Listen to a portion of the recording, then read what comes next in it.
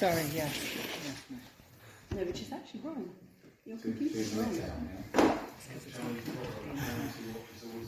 couldn't, it's connected to the...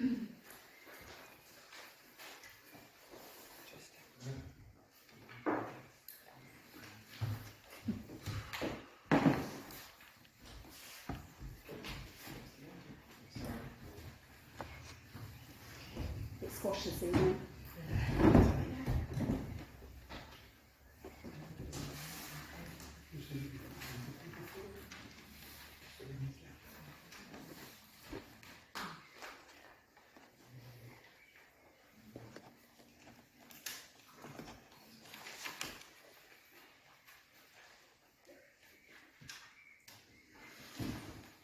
Thank you very much. And your pen.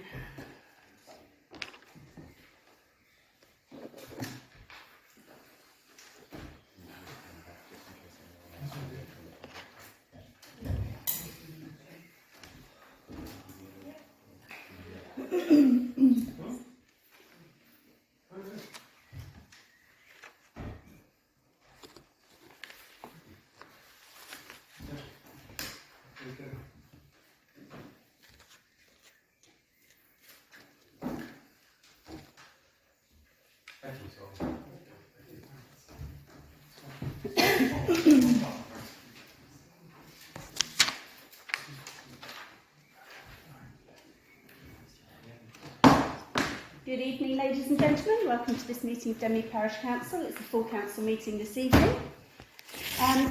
Welcome, everybody. The first item on our agenda this evening is fire exits and to advise everybody where the exits are. So if the alarm does sound, and we do now have an alarm, it used to be the old school bell until very recently, but there is now an alarm in the building. So the alarm will sound, we will exit via this door and you can turn left and there's a fire exit at the end of the corridor, which is also where the gents' toilets are, or you can go right and go out the way that you came in, and the ladies is just that direction next to the kitchen, or you can go through the hallway and there is a fire exit through there, but you might have to clamber over people that are doing yoga. Item 2 on the agenda is apologies, and we've received apologies this evening from Councillors Stallard and Councillors Walsh. Item 3 on the agenda is declarations of interest. And arising from this agenda, members and officers are invited to declare any relevant interests. Notwithstanding this item, members may subsequently declare an interest at any point during the meeting. Do I have any declarations from anybody? Okay, thank you very much.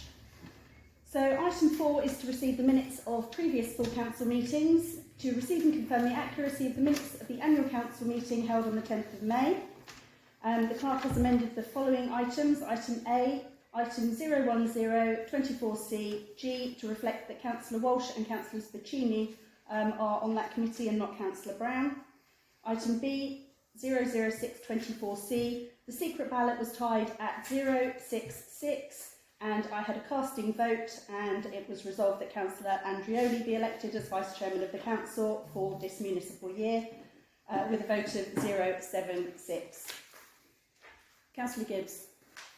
Yeah, do you want to finish all that? Because I just want to have a conversation about some of the minutes that item 001/24C, which is the election of the chair of the council. Now, I'm not disputing that in any way, that was conducted fairly. What I am a little bit puzzled about is that part of my statement to the council is recorded in the minutes, where none of your statement appears to be in the same way, and all of the bits that I made, all of my statement before this is not recorded. So I just wanted to ask, why is it that this particular part of the statement is actually recorded in the minutes?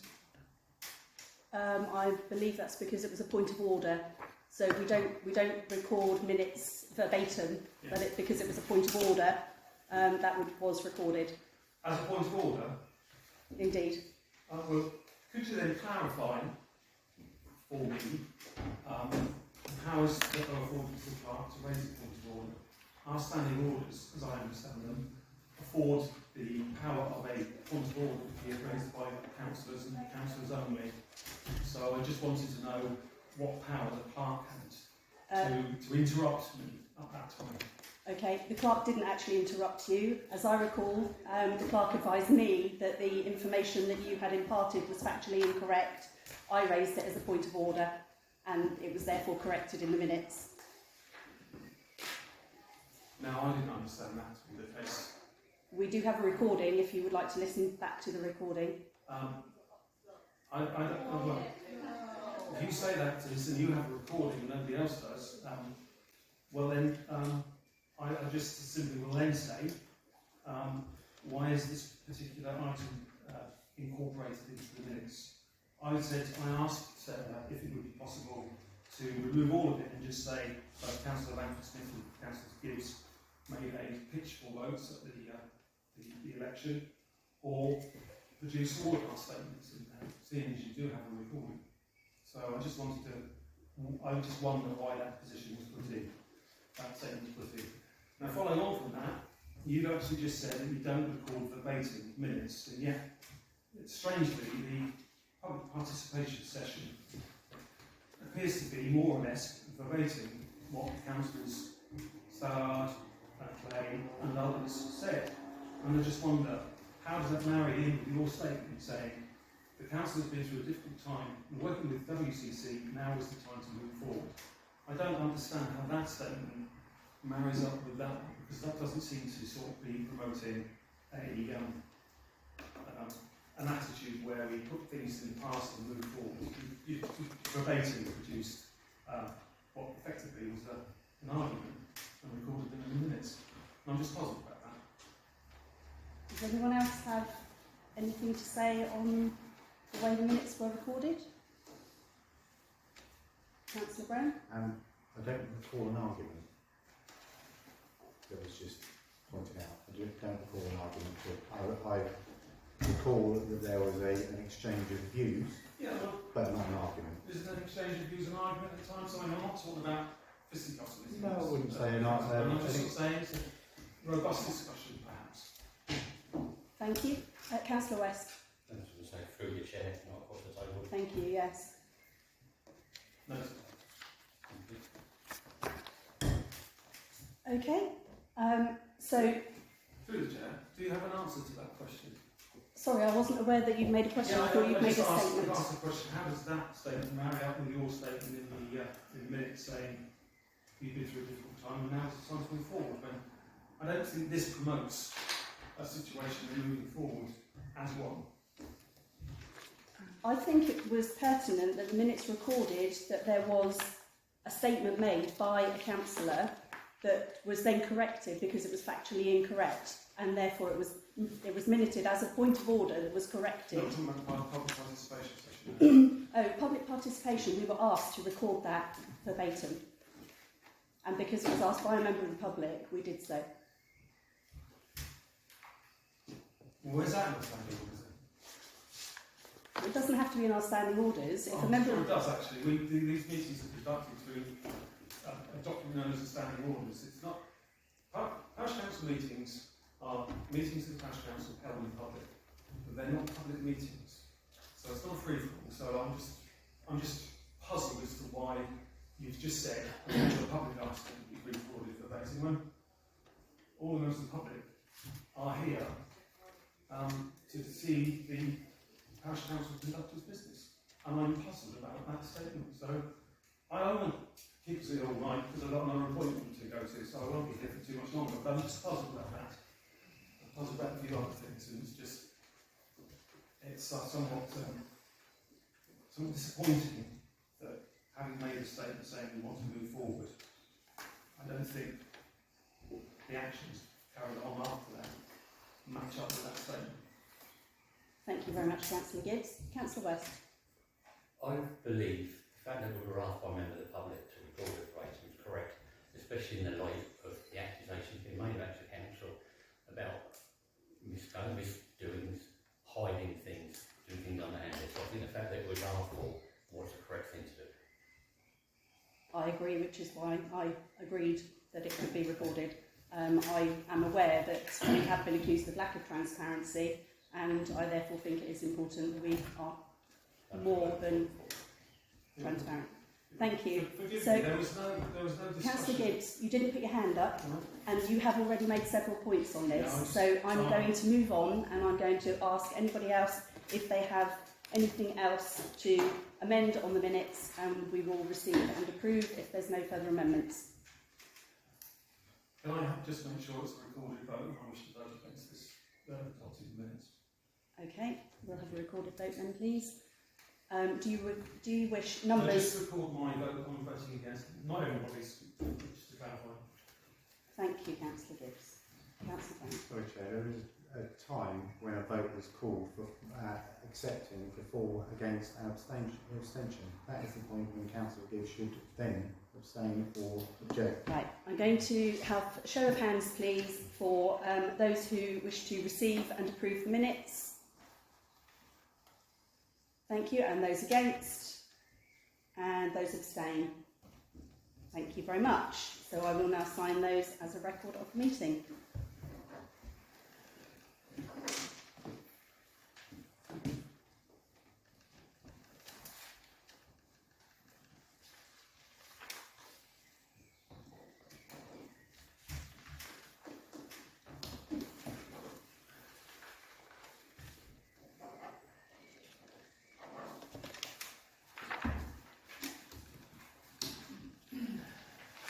Thank you very much, Sarah. So we move on to item 5 on the agenda, which is matters arising and outstanding matters from previous minutes, to note or determine any further actions. So minute 5.1, minute reference 102323C, First Denmead Scout Group Headquarters. We have received an update. The new Scout Hut and HQ build. The Scouts have now been assigned a planning officer by Winchester for their pre-planning application service. There's no further action at this point as we are awaiting correspondence, or they are awaiting correspondence. You have it. Yeah, just to give you a quick update, I have a meeting with the planning officer tomorrow, Okay, just make sure you've got the appropriate information. thank you very much. I'm sure Sarah has noted that. Thank you. So next steps will be probably coming to next full council. Thank you very much. Minute reference 10623C. This is the public open space handover for the northern open space of the new Carpenter's Field development.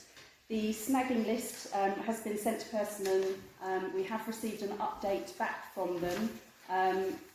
Councillor Andrioli and myself did a walk around with the clerk, and we noted lots of things. So, for example, trees that are dead. And we sent that list off to Winchester's open space officer. And the open space officer has now met with Persimmon, and there are some outstanding issues, one of which is the ecology aspect and who will be responsible for being the ecologist going forward. They need a named person basically, so we're looking into the implications of that, and there's also some issues with highways. Everyone will be aware the road floods on Tanner's Lane, so Councillor Andrioli and myself are going to meet with the clerk when she's back from leave, the committee clerk when she's back from leave, and agree a response to go back to Winchester.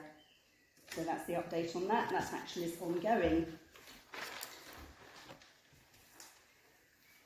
5.3, minute reference 10623C, the defibrillator grant. The cost of a defibrillator grant for the chairmakers is £1,127 plus VAT. However, after the grant funding has been applied, the required minimum donation from DPC is currently £745, so to discuss and determine action. Councillor Bacini. Just to say, it says considering point B, so do we need to just get the information on that? Yes, I can carry on to point B and we can then go back to A. The cost of the defib and its consumables has increased, as has everything, along with maintenance. There is no budget allocation for 23-24, and the attaching supporting document should be, at the recommendation of the clerk and the RFO, considered for the 24-25 budget, as opposed to in this financial year. Councillor Bacini and then Councillor Scoli. So I think it's right that we defer taking a decision on this one. I think while it's obviously a good thing to have, this was an opportunity that presented itself at a time that we thought it would be entirely funded. And I think in light of some of the other costs that are likely to come our way when we cover the points around fire audits and essential maintenance to our buildings, I think this was an opportunity, and I think it's right that it's better that we spend our money on some of the essential things first. So I would say I agree with the RFO's recommendation to defer a decision on this one. Thank you. Councillor Scoley? Yes, I agree with that. I just wanted to make sure that the grant is still available if we do it next year. Okay, I'm advised it's a rolling programme for the grants, so we could, even if we have to give it back this year, then we can apply again. Councillor Brown. Is there any reason that we can't apply for the grant and be paid for the grant and say that it will be spent next year? We're not allowed to hold the money. That's fine. Thank you. Can I have a proposal then, please? Councillor Puccini? I propose that we accept the RFO's recommendation to defer its decision until next financial consideration of the next budget. Councillor Jones is seconding. Councillor Scoley as well, thank you. Can I have a show of hands then, please? Everybody that agrees that we should defer this for the budget of next year. Thank you, that's unanimous. Item 5.4, minute reference 10623C. The multi-use games area. We've submitted a planning application to Winchester and we were anticipating that we might hear back by the end of June. We have heard back already. They've come back and said that we need to do an arboricultural assessment because of the TPO trees that are there. So I think we've been in contact with Darren, who's our contractor, who's delivering the project for us, and he will be taking that forward. Councillor Gibbs. Is there a cost to that? There will be. It's part of the normal planning process, and we have budgeted for that accordingly. Okay, so that action is ongoing. Item 5.5, minute reference 10623C, Denmead Neighbourhood Plan, to receive an update. Councillor Andrioli, would you like to give us an update? Yeah, indeed, but no, there's a great update to give. We are still in discussions with Winchester over housing allocation for the village, and the officer who we've been dealing with since we started the neighbourhood plan update process has left Winchester and moved to Basingstoke. The chairman's last letter to them regarding allocation and the fact that they told us they would count parklands and now are trying not to do, was passed on to a higher officer, and we've heard nothing as far as I'm aware. In the meantime, we have carried on assessing the various criteria towards assessing the sites, and we have received, I think it's 7 additional sites in our call for sites. But at the moment, we are still in discussions with Winchester over the housing allocation. In fact, I think, if I recall, the chairman's last letter pointed out that if we counted everything in parklands, then our allocation would be 2. And would they agree with this? And they haven't responded yet. But it usually takes them at least a month. Basically, that's it. We've closed the call for sites now, so the steering group agreed that we needed to close the call for sites because if we left it open, we would continue to have people submitting sites and we would then have to start the assessment process over and over again. So we decided that we would need to close the call for sites so that we've got a finite picture to undertake the analysis. So that's where we are with that at the moment. Thank you very much for your update, Councillor Andrioli. Does anyone have any questions on that? Okay, thank you. Item 5.6 is Barn Green allotments, 09123C, a community asset. The clerk is in communication with the chairman of the allotments, and I believe that application has now been submitted. So that is now with Winchester, and we await a response from them. So that action is ongoing. Item 5.7, 04423, Finance, Admin and Personnel, our website provision. Smart Marketing have completed the website and the logo, and feedback and comments have been received, and we are asked to discuss the logo design. Recommendation from the clerk and Smart Marketing is that the text be incorporated into the design to allow consistent use across all mediums, which includes the website, social media, signage for the vans and the staff's clothing, which is always embroidered with the logos so that people know who they are when they're out about around the village. So everybody has had a chance to look at the logos. So it is to discuss and determine.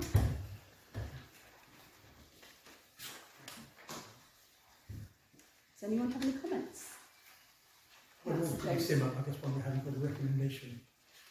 That might be the easiest way if there's so many to choose from. Councillor Brown.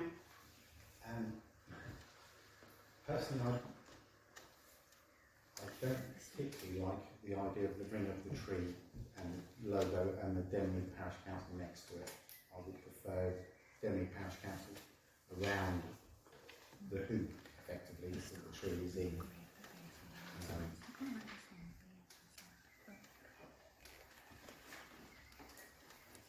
Councillor Andrioli. I tend to agree that one thing I definitely don't like is Denmead with a leaf buried in the deed. I find that. But the circular ones but I think it should be Denmead Parish Council, not DPC in the logo. There's a couple in V2, I think, which I couldn't honestly see the difference in. But they actually say Denmead Parish Council underneath. I'm looking at these from a brand perspective, put my marketing head on.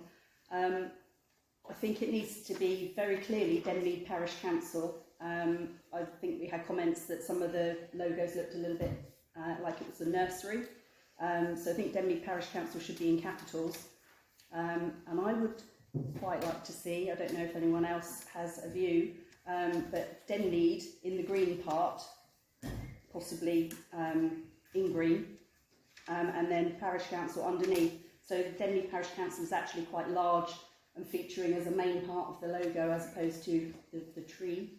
But I like the idea of the stamp. I think that works quite well. Councillor Bacchini. So I like the version 2 ones. I think it is a sensible proposition to have it within the circle so that it's can be used on a variety of media. For me, I think the one that pops on version 2 is second row from the bottom, where Denmead Parish Council is in white on the blue circle. I think it's nice and clear. I agree that it shouldn't be an abbreviation. It should be full. No, the one on the left, second row in. That one. No, that's the second row from the bottom. That one, yeah. So.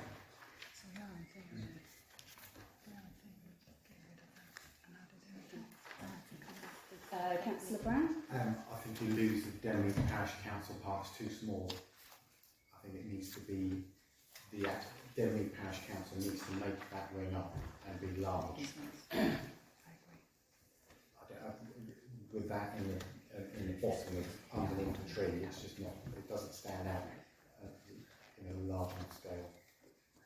I think we also need to look at it in mono because not everything is going to be in full colour. Councillor West. Well, I have an alternative, sorry, I don't like any of them. I don't see, apart from that, the Denmead Parish Council, I don't see what the tree relates to.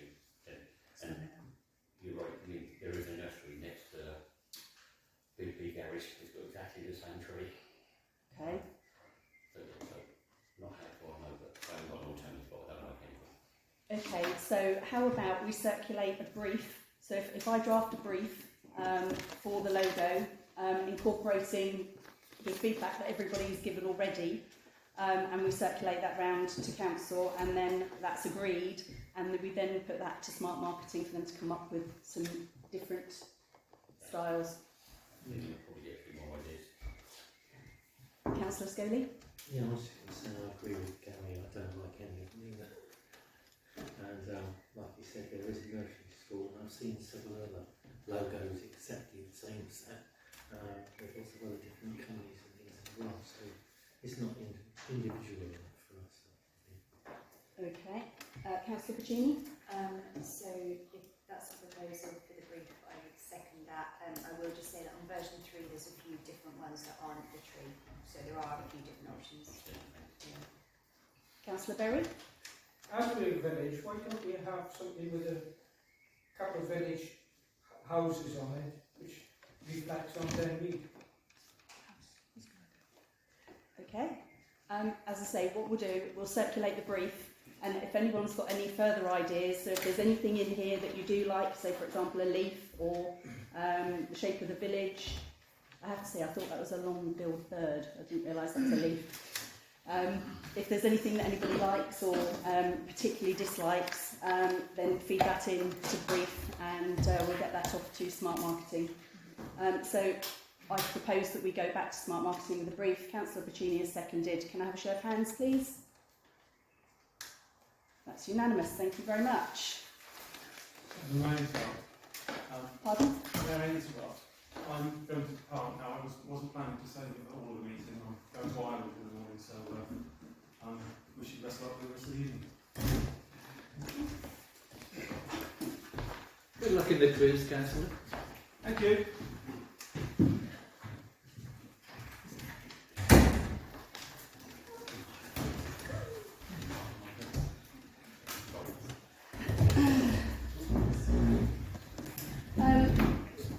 Item 5.8 is the office staff move 06023 FAMP. Following updates, the fire audit at the pavilion has now been completed. The results of the fire audit were submitted. Sorry, did you look what time left? Were submitted to Finance, Admin and Personnel Committee on the 31st of May 2023, and the following was agreed. It was agreed at 11:28 FAMP to allow the clerk to bring the pavilion up to standard, which is required to pass all the health and safety reviews, and it was also agreed to refer this item to full council to note.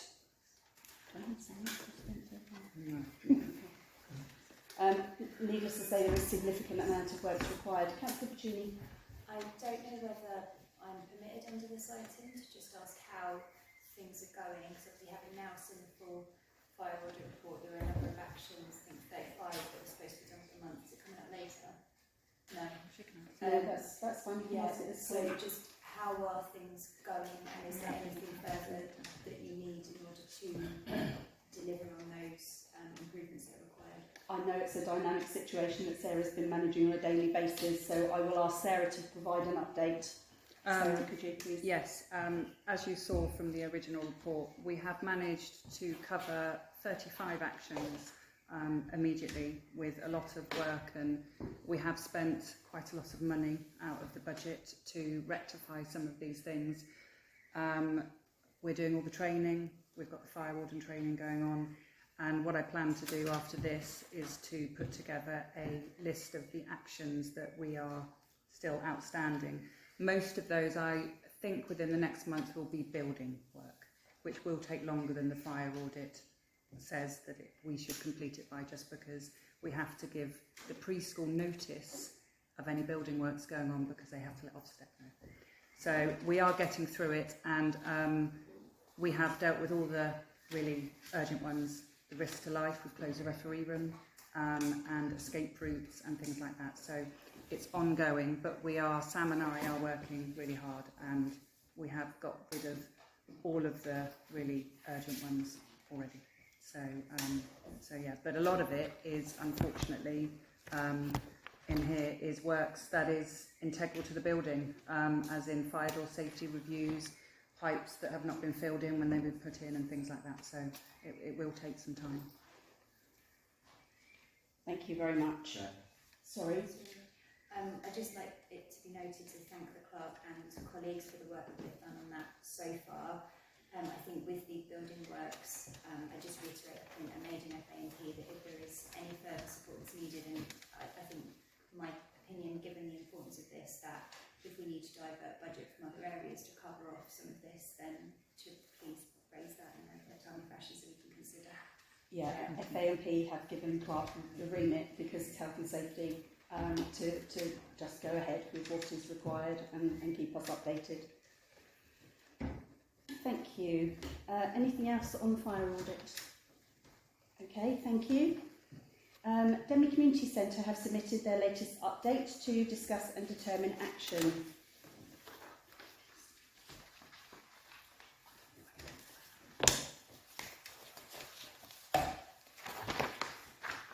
you.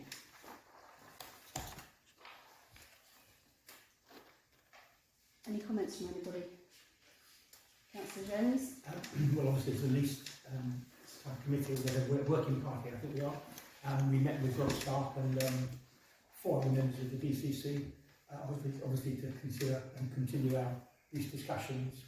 Talked at length about their genuine ambitions to transform this building and the facilities into a centre of excellence for the community.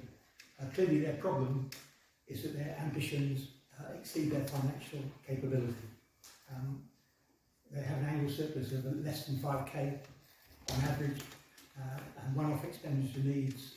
Bigger projects depend on grants, fundraising, donations, as they said in some of their comments. We asked them to send us details of their last 5 years surplus, they don't like to call it profit, and to notify us of what we call their short-term, medium-term and long-term ambitions, which is why they've generated this. If you remember our proposal before we vacated the old school offices, was to pay the 10k rent DCC paid into the old school fund to cover future buildings and to add another 10k to it. This would have obviously created a fund of 20k per year and would have helped massively towards that situation. But the problem now is that they only have, at this moment in time, the rent that we pay of 12k for the end of this year.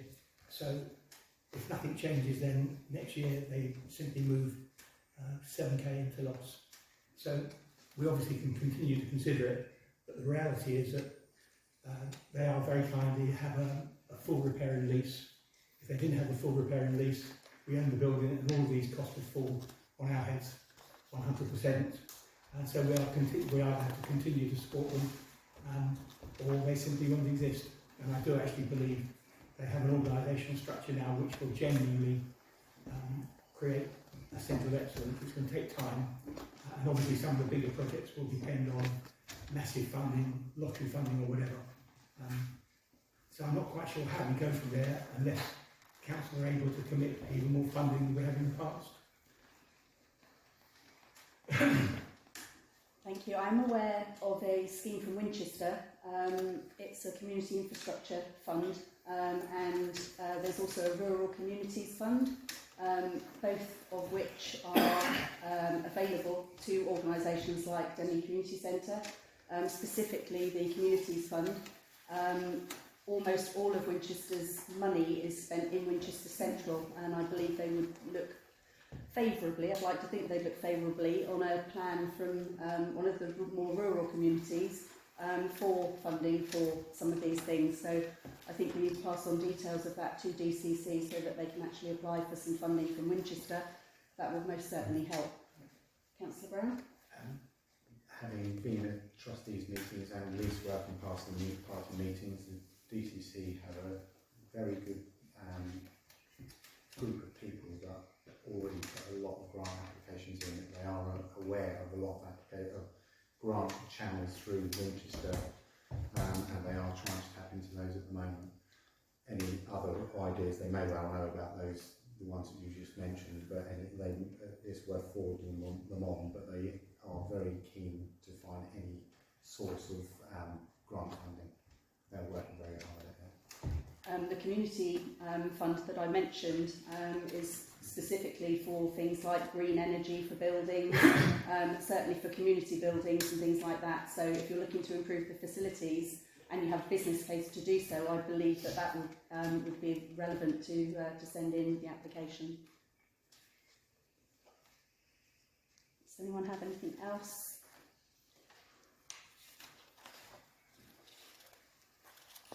So I propose that we forward the information about the Winchester Communities Fund to DCC.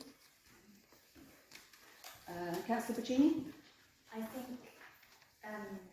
we need to have some sort of dedicated look at DCC in the future, but it needs to be in line with what we're deciding to do around billion and or council offices. And I think we perhaps need, I don't know whether it's a group of people or a specific meeting or something, to look at our sort of estate and where we take it from here, because I think we need to have a resolution to this somehow, vehicle to do it, but I think we basically need to take a proper look at it in the whole. I think we've got on the agenda this evening to look at feasibility studies. Oh, it's next on the agenda. Yeah, feasibility studies for how we go forward. They're all linked, aren't they? They are indeed, yeah. Yes, and most definitely longer term budget implications, and I think those discussions would need to include the RFO. Okay, so shall we move on to the next item then, and that is to research long-term solutions to the provision of office space for DPC. As Councillor Puccini said, it's kind of all tied in together. To receive an update from the clerk, Sarah has now forwarded the architectural quotes for the pavilion and the old school to full council. Heathfield has not been assessed, but will be in the near future, and we are now asked to discuss and determine the cost to, one, undertake a feasibility study of the pavilion to assess a possible extension, and two, to assess the options for the old school and a possible extension. Clearly we don't need offices in two places, but we do need to make the best decision for both the parish council and for the village as to where we go from here. So the suggestion is that we have a feasibility study to undertake options at both of those sites, and also at Heathfield, which obviously was purchased in 1973, I believe, by the parish council with the express desire to build new offices in 1973. Councillor Brown, and then Councillor Jones. Well, I would propose that we go ahead with a feasibility study. We need to get to a point where we know we have our options all there together with costings. Councillor Jones. I was going to make the same point, but I'd also add that you say we don't need two lots of offices, but we actually need two lots of offices able to be rented, because if we choose not to relocate back to the old school, then DCC will have to have the opportunity to rent that out. Otherwise, as I said earlier, there's lots of chunk of income. No, absolutely. So I'm proposing that we go ahead with the feasibility study. Are you seconding? Okay, so, sorry. Oh, Councillor Brown proposed, sorry, and then Councillor Jones seconded. Thank you. Can I have a show of hands then, please? All those agree we should go ahead with the feasibility study? Thank you very much. That's unanimous. Item 5.9, the Code of Conduct. Winchester have now completed their Code of Conduct investigation, and the clerk has received a letter from Hampshire Police regarding the comments on social media towards DPC. I do apologise, I should have mentioned at the beginning of the meeting that we are welcoming guests this evening. So we have Matthew Watson from Winchester, Sharon Evans from Winchester, and we also have Councillor Power from Winchester City Council. Thank you very much for joining us this evening. So they will be participating in this particular aspect on the agenda. So we have the copy of the letter from Hampshire Constabulary. Thank you for taking your time to contact Hampshire Constabulary and speaking with me today. I have read the evidence provided, and I understand that this matter has caused a great deal of stress. Sadly, the police are unable to assist you concerning any ongoing investigation. I assessed the messages made by the alleged defendant via their profile and that of Shane Williams, believed to be an alias. Having sought guidance from the relevant digital evidence officer, we do not have any verifiable information to suggest that Shane Williams is an alias for the defendant. Any intrusion into an individual's social media account needs an intrusive power under the Regulation of Investigatory Powers Act, and I need to bear in mind the Human Rights Act, Article 8, which is that everyone has the rights to respect his private and family life, his home and his correspondence. Requesting details of an individual's private account needs to have a sound basis around it. Having reviewed the comments in the Facebook posts, I need to take into account Article 10 of the Human Rights Act. Everyone has the right to freedom of expression. This right shall include freedom to hold opinions and to receive and impart information and ideas without interference by public authority and regardless of frontiers. These comments could amount to slander, and I would encourage you to discuss this with them and around concerns of harassment against the parish council. A solicitor will be able to advise you, and you will be able to liaise with any third parties on your behalf. At this time, this matter will be filed. I have updated the crime report with all documents shared in order for there to be an ongoing record, and they've provided a crime reference number for us. It's to discuss and determine action. Councillor West. No more than what we'd expect from them. As they've been part of last that, they can continue doing what they're doing. Thank you. Any further comments?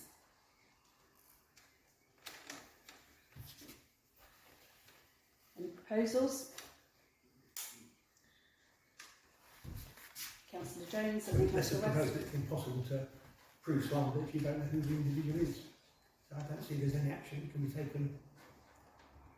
And as they said, you have a freedom of expression, whatever those comments are. Councillor West. So basically, that's all we can do is just keep gathering any of the information, recalling it, and just keep sending the truth on a monthly basis. Tell them they're trying to stop the law and think out they need that, we're moving on. So we note and we continue to file. All agreed? Thank you. So to receive a report of the, to receive a summary of the report's findings. So Sharon, if it's all right with you, can I ask you to do a summary, please? Thank you, and thank you for the introductions. I have that as my first note, just to introduce ourselves. But Matthew Watson is here because he has assisted with standards since my arrival at Winchester Council.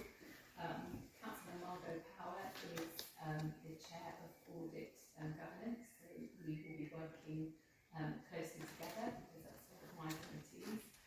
Well, it's Margot's committee, but one that I support with her help. And my role is Strategic Director for Winchester City Council. But the reason I'm here is part of my role is the Council's monitoring officer. And I don't know if it's helpful to explain what my remit is with regards to that role. The monitoring officer, I suppose, fundamentally deals with monitoring and the making sure of all the decision making is done correctly and legally and with the right authority. But a huge part of my role, and I've been a monitoring officer in local government for quite some time, many years now, is the code of conduct and dealing with conduct complaints. So I've been in local government since pre-2011, the Local Act, which is our legislation that we look to now, and that provides us with what we do and gives me my remit. But prior to that, we had the Standards Board for England. So again, the role has changed, but we do have to act in accordance of legislation, and as I said, it is the Local Act 2011. One of the things that the Principal Council, Winchester Council, has to put in place, using me as a monitoring officer, are arrangements for dealing with the code of conduct. And we have to have a way of a procedure set out. It has to be in writing, and there are certain, obviously the law, but there is guidance and best practice that we adhere to with regard to that assessment and determination of complaints. I am the monitoring officer, and my remit is with regard to all of our district councillors, and Councillor Smith is not one of those, and obviously Margot.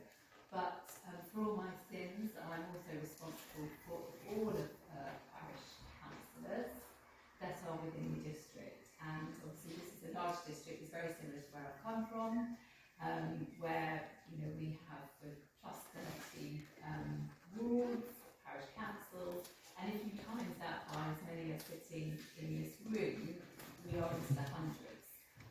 So I get to see a full flavour of behaviour, complaints, allegations, and I have throughout my almost, I think it might be over 20 years of local government,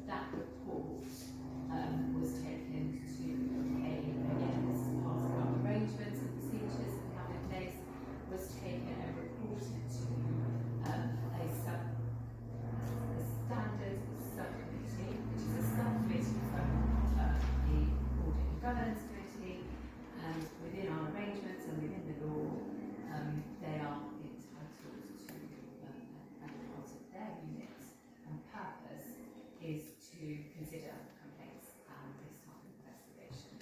So that's where I came in. A lot of the legwork and investigation had taken place. In fact, all of that had happened, and it was placed on my lap as such. I can't remember whether I was told about it prior to taking the job or whether I found out afterwards.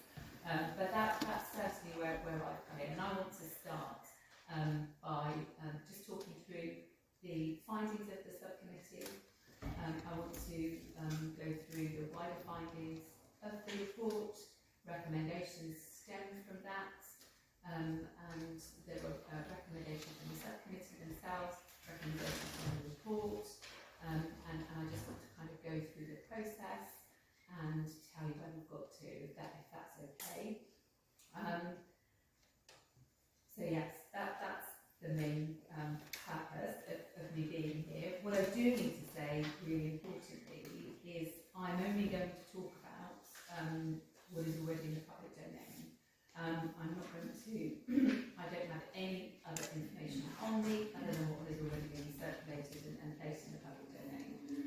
So I think it's important to make that clear. And again, I'm not the chair of this parish council. I'm grateful for you inviting me, but I am happy to ask questions, whether that be from the public or from other councillors.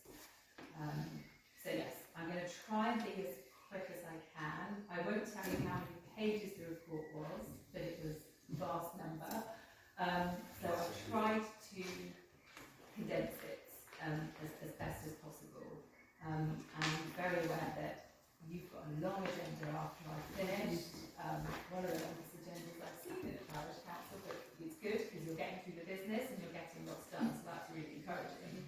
And I'm also very aware that it's warm in this room, and it's warm, but it's lovely to see so many of you here. It's absolutely fantastic. So yes, I'll start by a meeting of the Standard Subcommittee. It took place on February the 27th of January. I was very wet behind the ears. I literally just kind of walked into the grounds and building at Winchester City Council. The purpose of that subcommittee meeting was to consider the report of an investigation that was written by VWV LLP, and that was an appointment of my predecessor, the previous monitoring officer, and that was instructed on behalf of the principal authority, Winchester City Council, and it was concerning complaints relating to Denmead Parish Council. I presented the report that I inherited, and I drew the subcommittee's members' attentions to the wider findings and recommendations. Again, they didn't go through, we didn't at the meeting go through page by page or page turn, but they had the report in full, and they were given plenty of time to read it and digest it. So the subcommittee considered the contents of the report at length. And we also, as part of the guidance with regard to conduct assessment and conduct investigation and determination, Winchester City Council had appointed their independent person throughout the process, and they were also present at that subcommittee meeting. The investigation report dealt with 12 code of conduct complaints. Of those 12 complaints, 5 breaches were found. So as I say, it was a report that dealt with 12, and that's a considerable number, and it dealt with them all together. Thank you. I'm assuming some callers. Thank you. Thank you very much. So the subcommittee endorsed the report and expressed their gratitude for the huge amount of work that had gone into the investigation and the content of the report. And I believe that the investigators spoke with many of the councillors. Some of you here, some of you are no longer here, I think, if I'm right. So the subcommittee, in agreement with myself, felt, and this is really important for me to stress, and I can't stress this enough, that for progress and improvements to be made, it was really important, and this is where I came, kind of the way that I've dealt with complaints is similar. You know, you're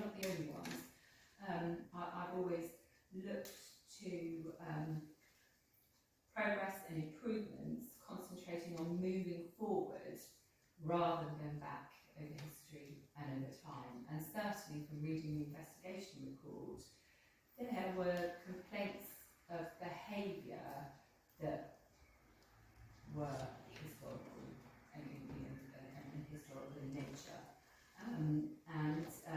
So yes, that's what the subcommittee agreed with, and I certainly felt that we needed to look forward rather than keep going back.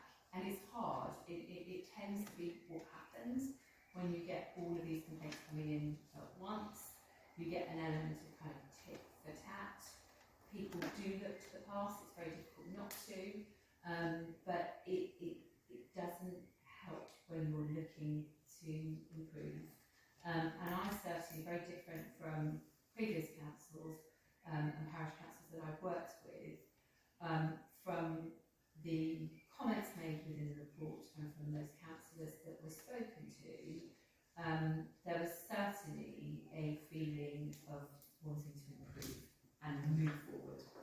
So that for me was encouraging, and it's important for me to say that. So the decision of the subcommittee was that I would write to the parish council, as the chair has already spoken about, and I would report the wider findings and recommendations from the investigation report, and to include the requirement to produce and implement an action plan that would address each of those specific matters listed and those drawn up by the investigation.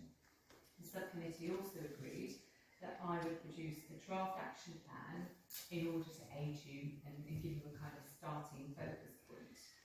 And therefore the council would produce their own or add to mine, and we would end up with a more detailed improvement plan. So that is what happened. The subcommittee also agreed that the parish council were to agree with us the action plan in total, those timescales, and once agreed, then the standard subcommittee, those members, would then invite, once we've got to a point where, and I'll go on to what the action plan looks like now, but once we have an agreed action plan, the standard subcommittee members are then planning to invite the parish council back to update Audit and Governance Committee, Margot, our chair, on the progress made. So there is reporting back to be done. And again, I don't want to repeat specific details as very similar to in the subcommittee and in the letter, and what I concentrated on were the wider findings and recommendations that stem from that. So I'm going to try as quickly as I can to go through. I mean, they're important. I don't want to dismiss any of them, but there were, I think, there were 15 findings and one comment at the bottom. Again, I suppose it is a finding, it's a comment that was made by those that investigated. So, finding number one, no one involved within, and if you don't mind, I don't particularly like acronyms, but DPC was used throughout the investigation, so are you happy, Chair, for me to shorten it to DPC? Of course. So no one involved with DPC when a member or officer can consider themselves beyond reproach in the context of matters that have taken place at DPC. So those are the context of matters that were reported and the allegations that were investigated. The Code of Conduct matters are symptoms of bigger problems and issues at DPC. The Code of Conduct is a blunt tool to address issues that are often cultural. So again, some of these findings are comments that are made rather than true detail of a fault or a flaw. But I think it's important that I give the full context and the full list of their comments. Many interviewed asked for regime change, usually by others leaving their role, job, and or the council. The comment they have put after this is that this is not an option in terms of the sanctions that can be imposed under the Code of Conduct regime. It also rarely works. And that's one of auditing officer, one of the most frustrating parts of my role is that in order to deal with breaches of the code of conduct, or even conduct that doesn't quite hit the threshold of breaching, sanctions are very, very limited. And we did wait back kind of pre-COVID and during COVID for a change in the law and some tougher teeth, or what many members call them, some real teeth and sanctions coming from central government. And unfortunately, we waited with bated breath, and those sanctions were not forthcoming, and it was felt that the Localism Act and the arrangements in place at this moment in time were sufficient. I have to say, I don't agree. Having been in the job for many years, I don't agree. So the sanctions, are limited. Fine number 5, to simply determine whether or not there were breaches of the code, and if so, the sanctions are not enough. Another statement. It comes from every monitoring officer's mouth. 6, there needs to be changes to the culture and organisational ethos of the council. 7, policies and processes need reviewing. Roles and responsibilities need setting and adhering to. Behaviours need to change. 9, we do not consider it likely that councillors and officers would have the strength of purpose to carry through such a change programme. What we do need to remember, as I list these, is that these are findings in a report that were discussed prior to the 27th of January. So we are talking some time ago. Further external intervention, support and mentoring is, in our view, essential. Without it, the current failings will not resolve. 11. We believe that while such support must be commissioned and paid for by DPC, WCC, which is Winchester City Council, and HALP, and I hope you don't get this right, I come from another district which also had HALP, but it's Hampshire, I'm assuming, is that right? It's Hampshire Association of Local Councils, so HALP. And then we've got NAP as well, listed, which is the National Association of Local Councils, could and should act as critical friends for DPC during this process. 12. There were legal failings, for example, the actions of the 3 leading to the sending of the letter, the exclusion of the 3 from committees as a sanction for misconduct, the purported removal of the 3 from the indemnity policy, also as a form of sanction, punishment, consequence of their misconduct. 13. Practices need to be followed consistently and in accordance with agreed policies. It is not an issue for members only, nor is it an issue for the staff. It is an issue for all. 14. Getting close. A parish council is eligible if it comes within the ambit of the parish council's general power of competence prescribed order. And this is an order that's there in law that gives your power as a parish council. The order lays down certain conditions for eligibility, which include training, qualifications for the clerk. The replacement clerk, I'm not sure what this says, but that does not. And I think this is to do with training and certificates. It's not quite finished.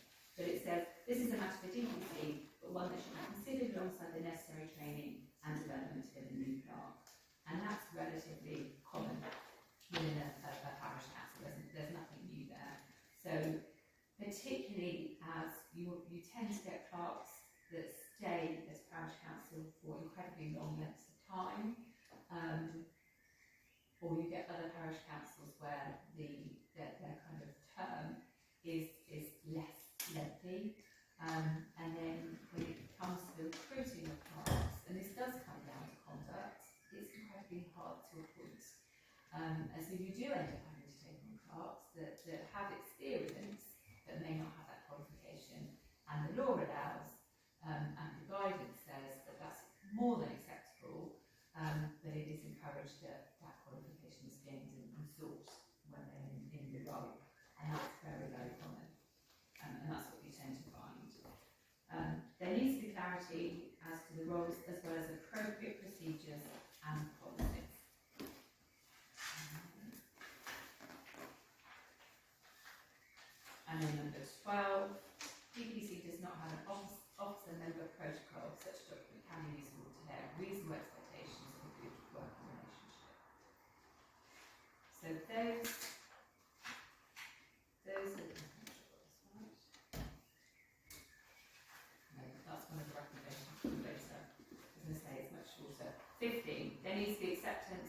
by all of, right, so this is the conclusion, there's 2 more to go, we've got 15 and 16.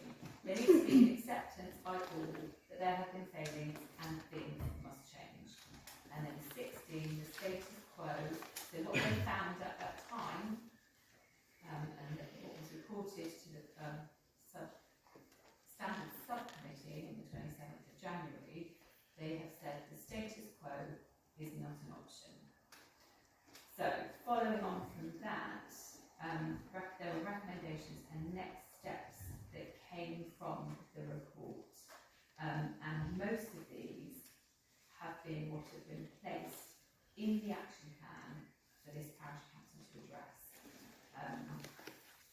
And I could go through those, I can go through those now, I don't know what the preference is, but we are certainly going to have a look at the action plan. I think that's something that we wanted to do.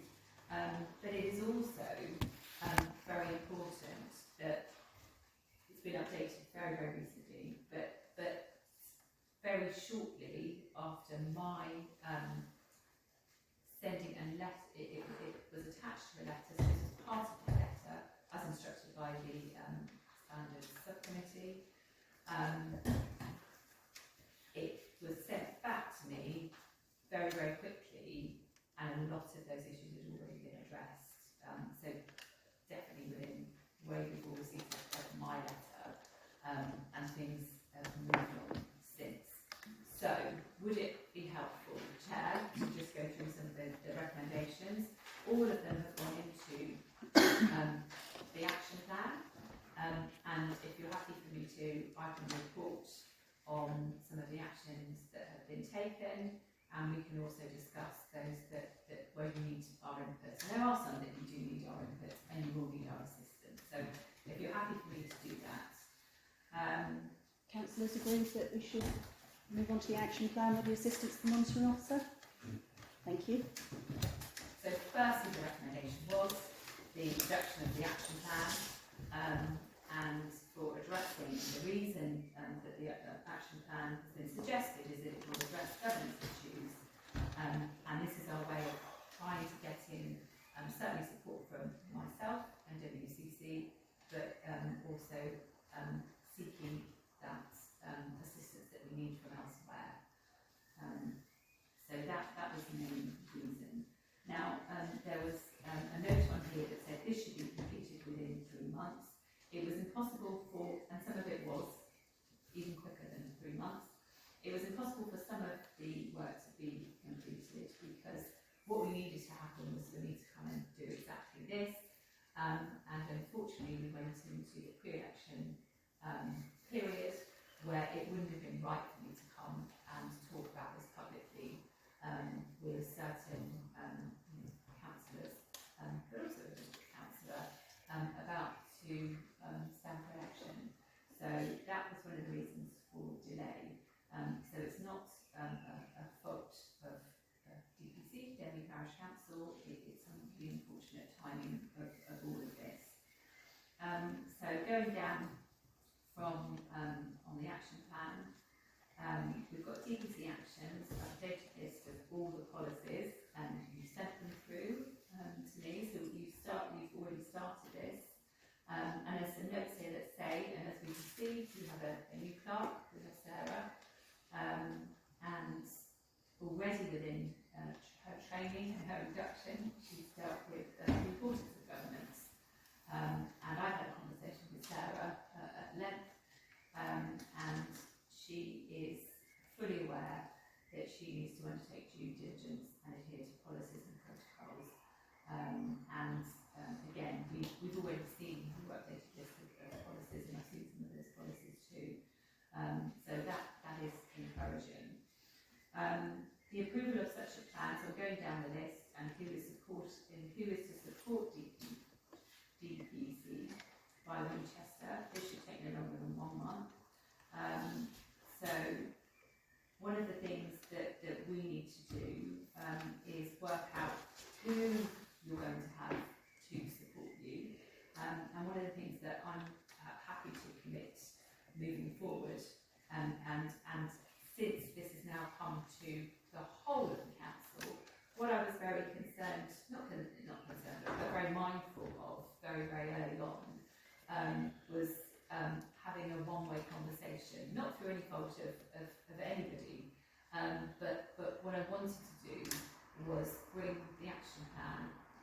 findings to the whole of the council in order to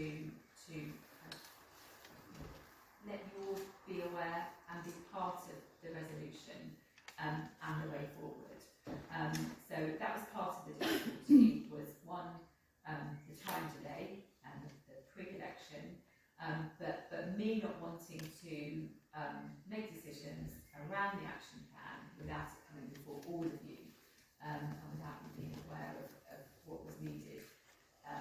So hence, hopefully, a lot has been done already. Sharon, just to say that as soon as we received the interim report, which was then what everybody that was involved fed back on, as soon as we received the findings that were in the interim report, we already started putting things on council, so the member officer protocol, the reviewing of policies, etc., because we knew that things like that weren't going to change, but obviously those of us that were involved were also acutely aware of the confidentiality. And therefore, although we put it on council agenda and council agreed that we would undertake those things, we didn't explain to council where that recommendation had come from at that point. No, and it was an interim, you're absolutely right. But it certainly aided in, as we were going through, a lot of these actions and recommendations have already happened, which is encouraging. So we go on to the next recommendation: mediation between the members of DPC to address the current relationship issues. This should be undertaken concurrently and not sequentially with other actions, and also within 3 months. So, in my mind, it would make sense. And again, if we start the time and the clock ticking from 3 months from now, because there are actions that we want mediation to start, but we also want to see if the fruition of that. So if we say 3 months from now and from today's meeting. Now I've got comments here, and it could be difficult, and clearly everybody who has any understanding of the nature of some of the allegations and the complaints will understand that, and I will understand that, having been in this world for many, many years. And so what we need to do is we need to work our way forward. We need to, we can offer somebody and a body that can help with that mediation. And so I'm prepared to put a contact of mine and a very, very well-known firm of specialists in this area who I've worked with at length, not since I've been at Winchester City Council, but certainly in the past. So that is something that I'm prepared to put forward in order to, and I understand that mediation for many people will be really, really difficult, and maybe the last thing that they ever want to enter into, but it's a recommendation that has come forward, and I wouldn't be suggesting it unless I really thought there was something that could be gained, and I wouldn't be suggesting somebody that I didn't think would be more than capable of doing this. So again, it's quite interesting because completely alone, and as I said, Matthew works on standards. Has kind of been thrown into it. We've been so busy. I had a backlog when I arrived at Winchester that we've worked really hard at dealing with. And Matthew came with exactly the same name and person, so that was really good. And that both minds seemed alike.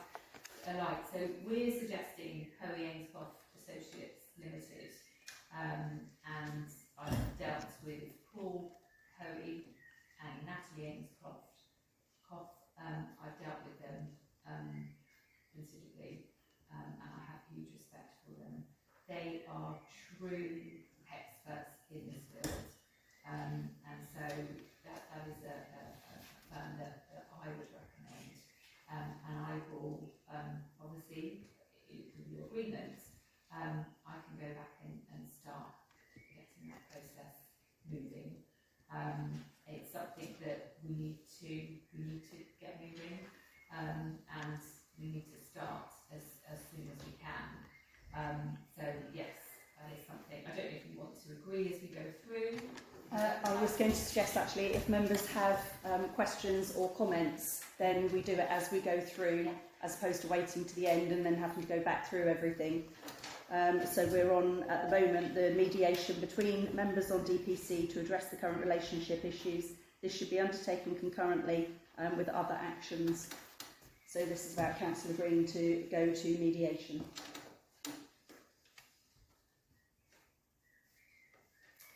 Councillor West.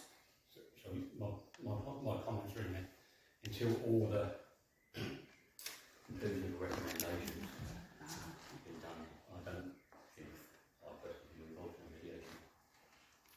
Okay, so the comments are mediation could be difficult if councillors haven't accepted the findings. We need to wait to hear from Winchester regarding mediation. Should the village have an apology? And we should make it work, and we should move on to mediation. Okay. If I could comment, the recommendation that came from this, and just trying to find the relevant parts. So we had their findings, we had recommendation and next steps, and they are contained within the action plan. And then we have right at the bottom, in order to assist with implementation, the action plan and suggested timescales. And then, in accordance with the recommendation, and this was in my letter, from the investigation report and the agreement with the standards subcommittee, it is asked that certain councillors, their names were redacted, I don't have the names here, but those councillors will be aware, should each apologise in writing to each of the 2 members of staff who received the letter. Please notify me once this is completed, and I look forward to working with you. And that is a recommendation that has come from the report, and that is a recommendation that as the monitoring officer, I would like to see completed and done. And I can see that until that has happened, I can understand that there may be issues with regard to mediation. So I make a plea to the room for that to happen, in order for us to again move on and move forward, and work our way through the action plan. Okay, thank you, Councillor West. So I just like to comment on that the council have also asked that to happen, and we were informed by the named people that they were told not to do that by yourself pending further investigations. I'm aware that advice has been given, not from me, with regard to whether an apology should be given and whether there may have been legal implications with regard to them for giving that apology. And I know that there were true concerns, but, and I will sit here and say, my opinion has always been and will be that the only way to move forward is for this apology to be made, and then draw a line, which was the whole process of the investigation, and we mediate, we put that behind us, and we will move on. And that is the main recommendation, and that is in the opinion of that investigation and the author of the report and the findings of the subcommittee. That is what is felt is necessary in order for things to move on. I will just say I have received a full verbal apology from one of the councillors that is no longer a councillor, but was involved in this. He has given me a full apology. Councillor Brown. We're trying to set a date for mediation, yet by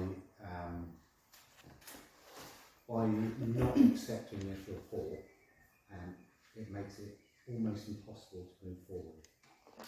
It is really difficult. It is really difficult when you have the the threshold with regards to breaching the code of conduct is relatively high, and there will always be behaviour and conduct that to many people seems absolutely unacceptable, but hasn't. We've got case law that we look back to that hasn't quite hit the threshold, and so particularly in these cases when there are numerous allegations,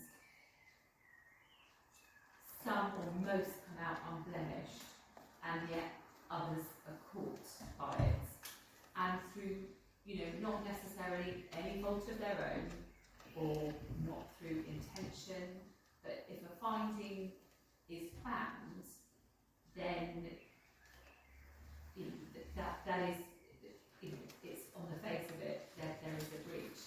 And the problem that we have, and I have had other councils where they have said, I want you to assess monitoring officer, I want you to use your resource, and I want you to use your team, and I want you to use your independent person, and I want you I want my hearing, I want my subcommittee hearing for full investigation, but I'm not going to accept the findings. And there isn't a choice. You're either you're a council that comes to the principal authority and asks the monitoring officer to assess those complaints, and then you take those recommendations on board.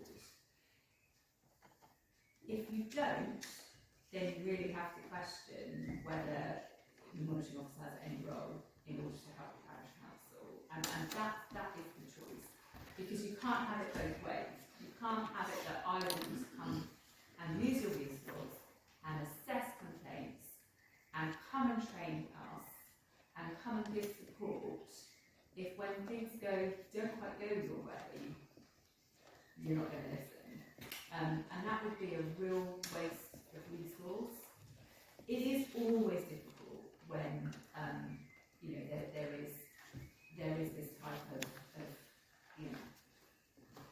large amount of complaints, and not everybody is in the frame, unfortunately. And it is difficult, but it feels as if, for whatever reason, those that have been found in breach feel that it seems really, really unfair. I completely understand that, and I fully understand that. It was an assessment made, I'm not saying that I don't agree with it, it was an assessment, it wasn't my assessment, but it is a finding, and I've taken on this role as a monitoring officer, and my role is to deal with the process and the procedure that we have in place. A breach was found, a sanction has been given, and it's my role to see that that's facilitated and that comes into fruition.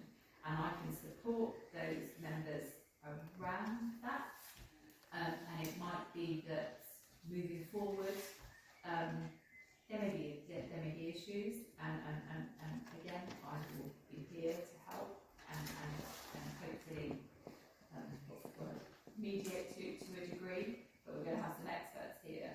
But in all honesty, and I think everybody knows hand on heart, until that happens, this whole conversation and action plan isn't going to cut mustard. I think all the conversations that we've had have reached that conclusion. Can I just get confirmation from you that when councillors sign their acceptance of office, part of accepting the office of a councillor is that you agree to comply with the code of conduct, and part of that is that you agree to undertake code of conduct training, you agree to cooperate with any code of conduct investigation and determination, and you agree to comply with any sanction imposed on you following a finding that you've breached the code. That's what I've got from the code of conduct training. Yeah, that's absolutely right. Yes, you sign up to it. So when you sign your acceptance of office, which we have all just done, everybody sat at this table has just signed their acceptance of office, you agreed that you would comply with any sanction following a finding of a breach of the code of conduct. So there should be no argument with regards to the letters of apology being written to the members of staff. I mean, I do know because the conversations that I've had around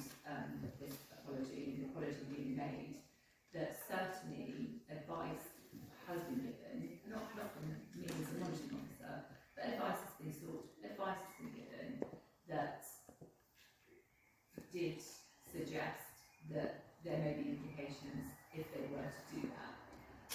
I've been able to say that based upon, you know, my understanding and the advice that was given, it wasn't in regards to the Code of Conduct and the Mechanism Act and the remit that the monitoring officer has. I'm not saying, you know, it's the situation that we're in my understanding is that cannot be the case. So unless there's, you know, something that I'm unaware of. But certainly I can understand why there has been concern. That I can give. You know, with regard to the apology that has been asked for, I cannot see any possible way that puts you in a legal or risk in your role or jeopardises your role as a councillor. It can only enhance it and improve it. Thank you, Councillor And I'm not by trade, by the way. Not just the monitoring If I can officer. have 2 questions and then a comment. So, has the contradictory advice around the apology both been given by Winchester City Council? There was a recommendation from the committee that they should apologise, and then who has told them not to apologise, or there could be legal implications for apologising? It's a third party, so Somebody no, outside of no, those. no. Okay, so it's clear that the recommendation from Winchester City Council is And to it apologise. is quite normal for members in this situation to seek external advice. That's understandable. It's just there was our question was we were informed that the advice would come from Winchester, but that is not the case. You're saying no. Okay. The second one, the apologies aren't listed in the action plan. Why is that?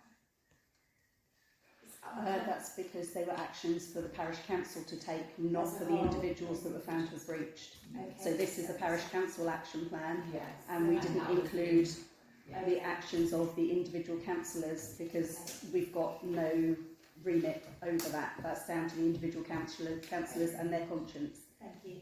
And so then my third Yeah, one. no, that's right. So that would have been communicated at that Matthew knows. No, I was just going to say, I think the other bit to do with the apology was that the action plan was kind of up for grabs, what might go in the action plan. Yeah. But the apology, as I understand, was non-negotiable. No, that was Yeah. a specific recommendation from the report. So I think I'll reiterate what other people have said in other meetings, just to really plea with the councillors with the apologies outstanding to provide them. And similarly, I am wholeheartedly behind mediation and everything else that's included in the action plan. I think we need to, yes, the sanctions, as you said, might not be fit for purpose, but we have an obligation under the Code of Conduct, and we have obligations as well, and it's also just the right thing to do for us in our community to implement the findings and to move forward. So just to plead with everyone that we please do all of the actions, particularly the apologies that are outstanding. I'd also just like to add to that the report actually does say that council has been damaged by the actions of those councillors that breached. That we have not asked for an apology. We've only agreed with Winchester's report in asking for an apology to the members of staff that were affected, not to the councillors and to council. I think that's an important distinction.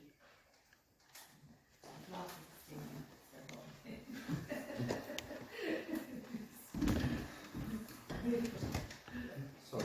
Councillor Brown. So we could clarify that the advice to not apologise hasn't come from monitoring officer's office. There would have been a time when, prior to actually having a conversation with those individuals, where you would potentially, put everything in abeyance, waiting until that conversation is had. But the advice would always be, we need to get things moving, and therefore we need this last element to happen in order for again, as the report has said, and as the standards committee said, to move things forward. And that's what everybody wants for this parish council. Just one other thing is that we were also told by those councillors that they were challenging the outcome of the report.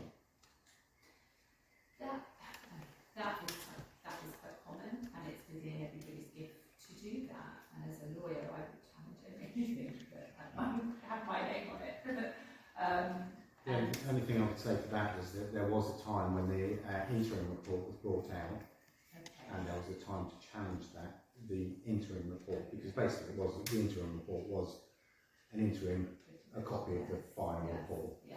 So that was your point, that was the point then, to challenge the findings in the report. And there was no challenge put forward then, yet now there is a challenge being put forward by the fact of not accepting the findings of the report.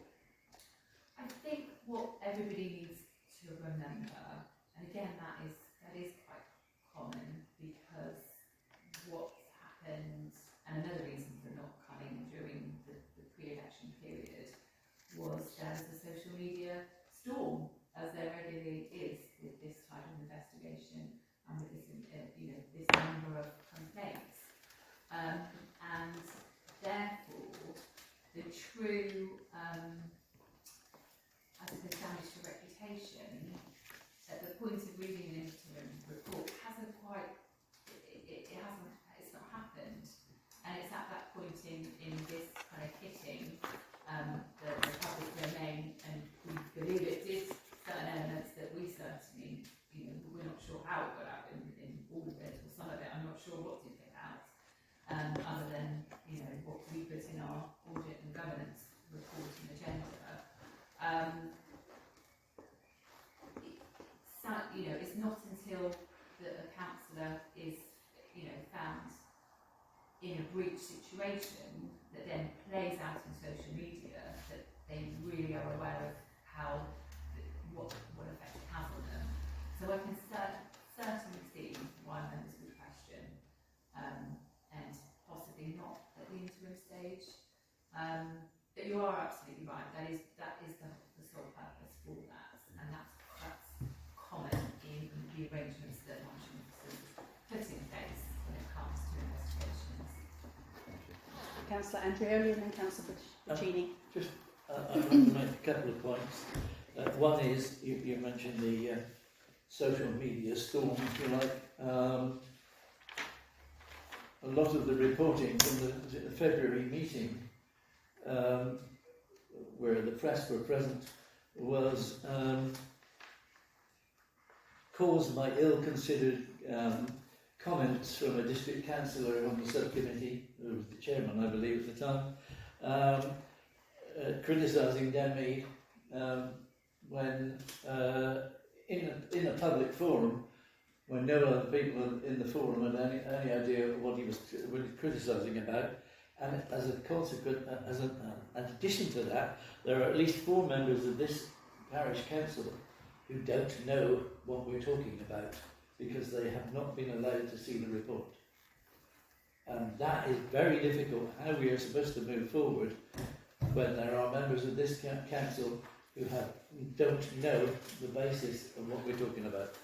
I find that when the initial investigation started, the then monitoring officer told us that the full report would be published on Winchester's website and we would be expected to publish it on ours. And that has not proved the case. And so ill-considered comments from a district councillor and the inability of some members of this council to make a proper decision because they don't know what we're talking about. The comment that Councillor Andreoli is referring to was about the fact that Denmead Parish Council have not been served well because we've been less than transparent. There's been a complete lack of transparency around this Code of Conduct inquiry. And of course we have the largest precept under Winchester, which tied the Code of Conduct with money, with our budget. So of course the media picked up on the fact that Denmead Parish Council has not been served well and implicated that there were financial irregularities. The reason that there was lack of transparency and there was nothing in any of our minutes was because the letter says, I'm writing to you as both a complainant and a subject matter in respect of Denmead Parish Council. I enclose with this letter the finalised investigation report from VWB into the complaints. This report is strictly confidential, written in capitals. It's on pink paper, so I'm not allowed to share it because that's confidential. We weren't given an electronic copy, so we weren't allowed to share it. So I did seek advice, and we were told we were not allowed to share it. So therefore, it hadn't come to full council.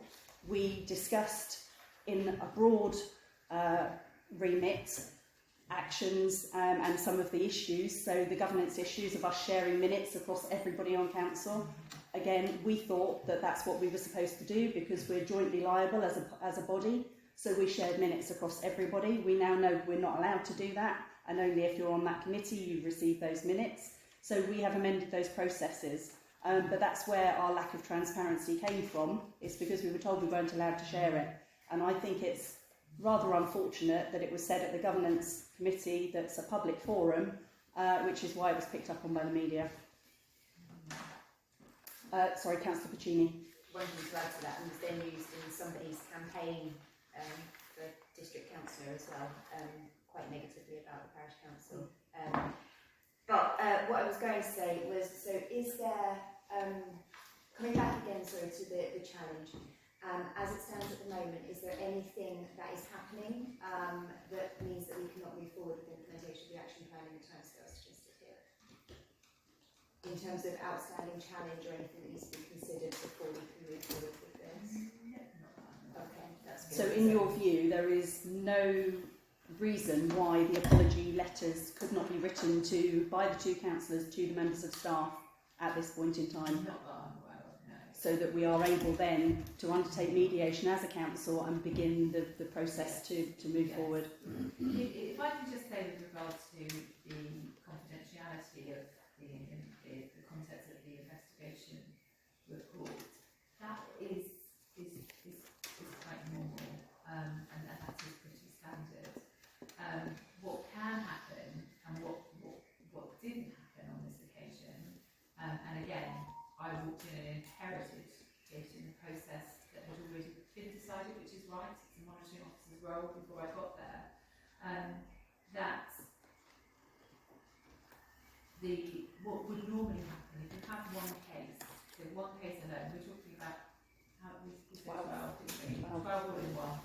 And you'd normally have one, and then you'd have your assessment, you have your investigation, you have your report, and then you would have a decision notice. So you'd either have there was no breach or there was a breach, and nobody, all the other parts behind are generally confidential.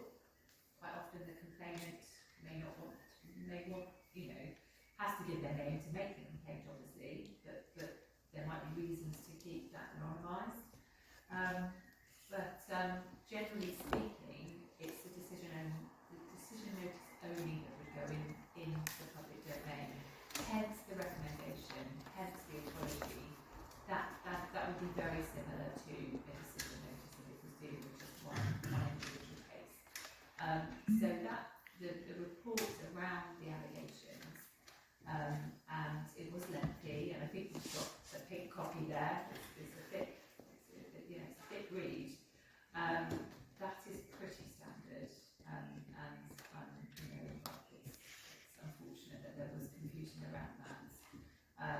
But yes, it is very difficult for the councillors, and I recognise the name of a couple that I spoke to with regard to their concern, and I have to say I completely understand where they're coming from, and also one of the findings within the report, I think it's the first one, that no one is at fault here, and yet there were but it means no one is at fault with regard to the investigation, and there were councillors that weren't involved, and councillors that knew nothing about it, and they all felt that they were tarred with the same brush, and so yes, I spent, my phone was hot for a couple of days after the press and social media storm happened, and I can completely understand. I was able to, I don't know if I was able to help in any way, but I was certainly able to listen. I think as a learning, it would have been helpful to have had the decision notice, because it's a very succinct summary which would have said there were 12 allegations, there were 5 breaches by 2 councillors, and that would have been it. And that's what the media would have reported. as opposed to there was just, it wasn't clear, and so the media will do what the media will and make a They would, story. and I can tell you now, they would run with those decision notices and probably no differently, because that is the nature of the beast, unfortunately. So however it would have come to or been reported, code of conduct, you get, you know, it will be read and it will do its rounds, unfortunately.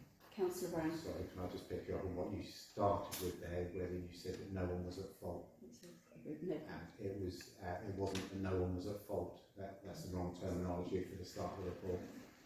It was the fact that No one walks away from no this. one walks away. That's right. Yeah, sorry. No, you're absolutely right. So no one involved in GPC, whether a member or officer, can consider themselves beyond reproach in the context of matters. That's the bit. But when you first read that first line, it gives the impression that it is everybody, it's all the whole council. But yeah, in the context of the matters, that the investigation report dealt with. So yeah, no, that's a good point. So to summarise this particular part about mediation, can I propose that we agree to contact the, I did write it down, Powie and Ainscough, with a view to mediation as soon as the letters of apology by the two councillors have been written to the two members of staff. Councillor Puccini? The action does say this should be undertaken concurrently and not sequentially with the other actions. So I don't know whether we should make a start on it now. Councillor Brown? Personally, I think it would be a waste of council's money because certain members of council have always expressed their opinion. I, for one, would find it very, very difficult to go into mediation without the minimum of an apology letter to two members of staff. The members of staff didn't do anything. They didn't do anything to these councillors, and they can't even be decent enough to apologise for something they've been found in breach of. I think that is an absolute minimum that should be done before we spend any more of this council's money, because we've spent a fortune having this whole report done that the village has paid for. Being councillors in this village, we also pay for it. But I think that is an absolute minimum before we can move any further forward. Councillor West? I'm just not completely agree with Councillor. Okay, can I have a proposal then, please? Councillor West? We don't employ this firm until we have letters of apology to the staff. And do I have a seconder? Okay, can we have a show of hands then, please, that we, once the letters are received, your proposal was that we don't employ these people until the letters are received. And we have a seconder. Can I have a show of hands, please? 5. And against? And abstain. So that motion is carried. Thank you. Chair, Sorry. we do have the chairman of the committee, or the subcommittee here, and I wondered whether the district councillor might have something to say to us as well. Okay, thank you. She may not. Chairman, if I may. Please do, Councillor I Power. prefer to wait until the end. Okay. The cost of this investigation, carried out by Winchester Council, has been paid for by all council taxpayers Yes. throughout the Winchester district. I just wanted to correct you. No, thank you. So the next item is who we bring in to support us. So I think we've agreed that we would go with Powie Ainscough on your recommendation. And there are bodies and individuals who support councils on governance.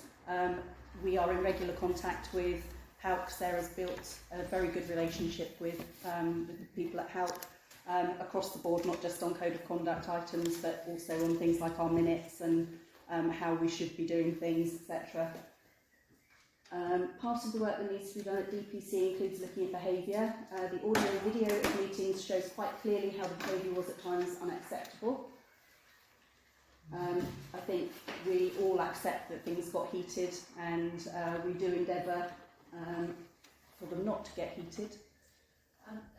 One of the things that I wanted to ask when I put in my here is, I can't remember if I've talked, I may have talked about it individually with members, those that I've had conversations with, but have you adopted a civility pledge? We have. You have, I thought you had. Yes. Okay, so you've looked at Just trying to think when we did that. because when I do the contact training, one of the questions that we asked, and when I've sat in other parish councils and we've gone through the civility pledge and we've kind of tailored it and made it more bespoke for particular parish councils, one of the things that we've done is we've looked at what offends us, what starts meetings off, you know, what is it that happens, what's the kind of the instigator. And if I'm honest, it's unfortunate that Councillor Gibbs has left, but I don't think that line of questioning at the beginning, and this, I'm happy for this to be passed on, I don't know if this is recorded, but I don't think that sets a good scene for the beginning of a council meeting. Civility pledge, behaviour, would you behave like that in the workplace? No, you probably wouldn't. I would be sacked if I did, and I would lose my role as a solicitor if that's how I started my professional working day. And it's unfortunate because Councillor Gibbs isn't here to defend himself, but I've sat here and I've witnessed it, and I'm the monitoring officer, and that's behaviour I don't want to see. So I'm happy to put that out there in the public domain, and I would say no different to anybody. That is not a good start to council business. You've got the public here, visitors here, and what does that do? Frosty, from the moment the meeting starts, he might have a truly valid reason behind that I'm unaware of, but it's, you know, this is conduct, this is behaviour, and that's not what I particularly want to see, for whatever the reason may be. And if you have any advice on how I could have handled that any better, that would be very much appreciated. That's difficult. That is difficult. But what I would be saying, I'd be going back, I don't know what the wording of your civility pledge is. Literally the one that was published. We signed it on the 1st of December 22. You know, I'd just be reminding members before the beginning of a meeting, you know, there's all kinds of true legitimate reasons for emotive discussion. You don't start off like that. That's not a good starting place. You know, we're here to deal with conduct. It's 9 o'clock, 9:15. Got members of the public here. They want to see that behaviour. And once it starts, everybody comes. It just lowers the standards. So I'm happy to say that because it's a fact. Councillor Virginie? I think that's good feedback. I think we would all welcome feedback from you on how we can improve. Given that Councillor Gibbs isn't here, I don't know if there's someone that can be communicated with him directly so that he can hear it from you. I've spoken with the council prior to him being on the parish council, so I actually do have conversations with him, not in a councillor role. So that was a surprise, if I'm honest. But yeah, I think it would be good for him to hear that.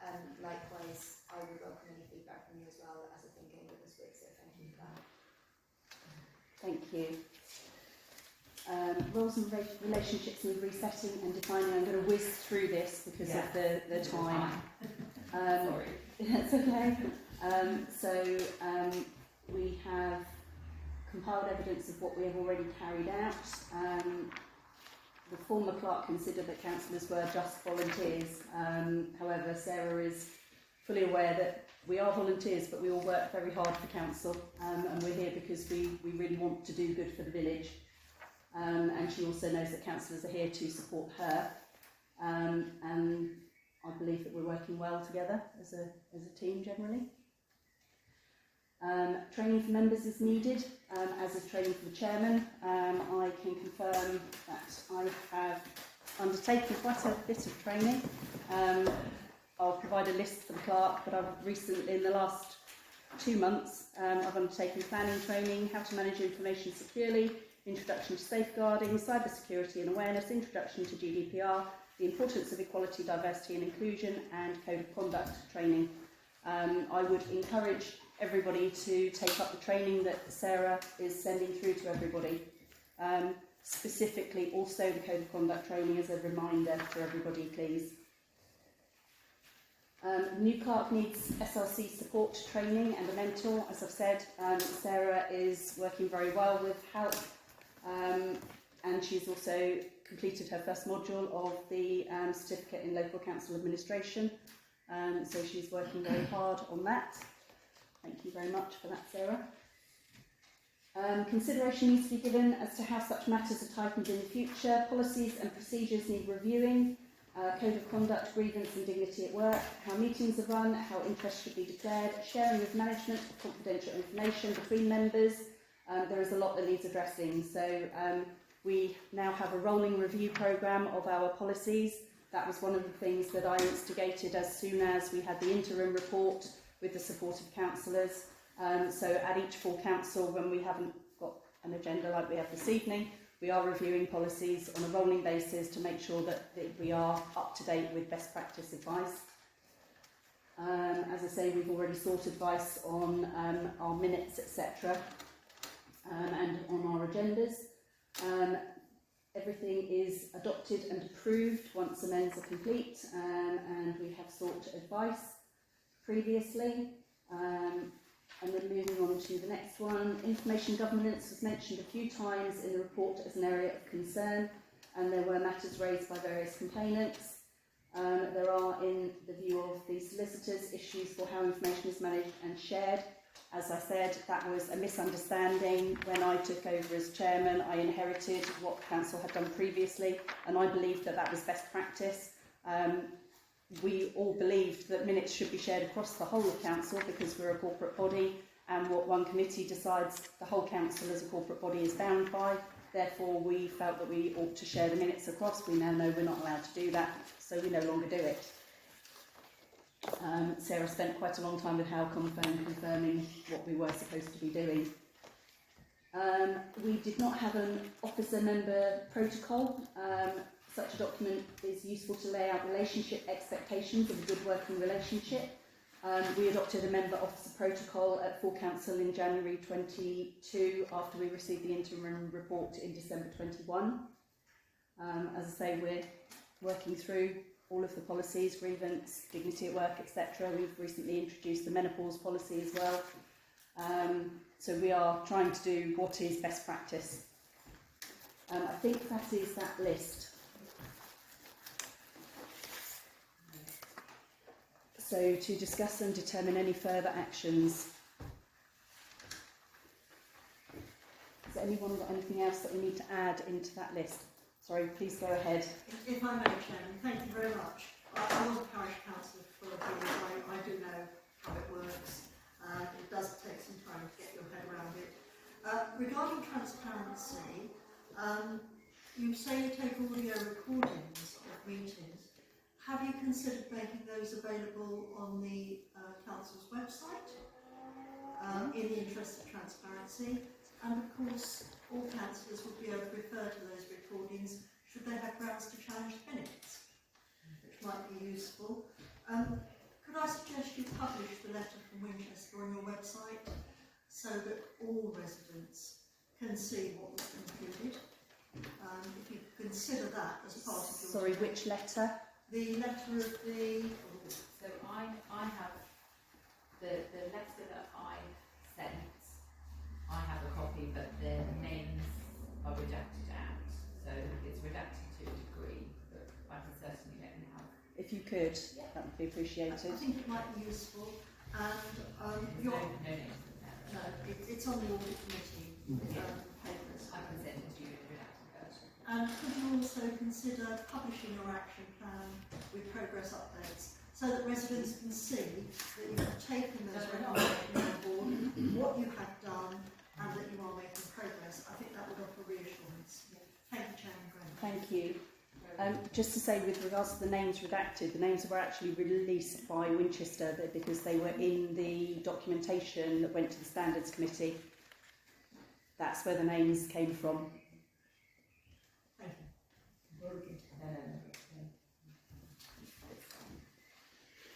you.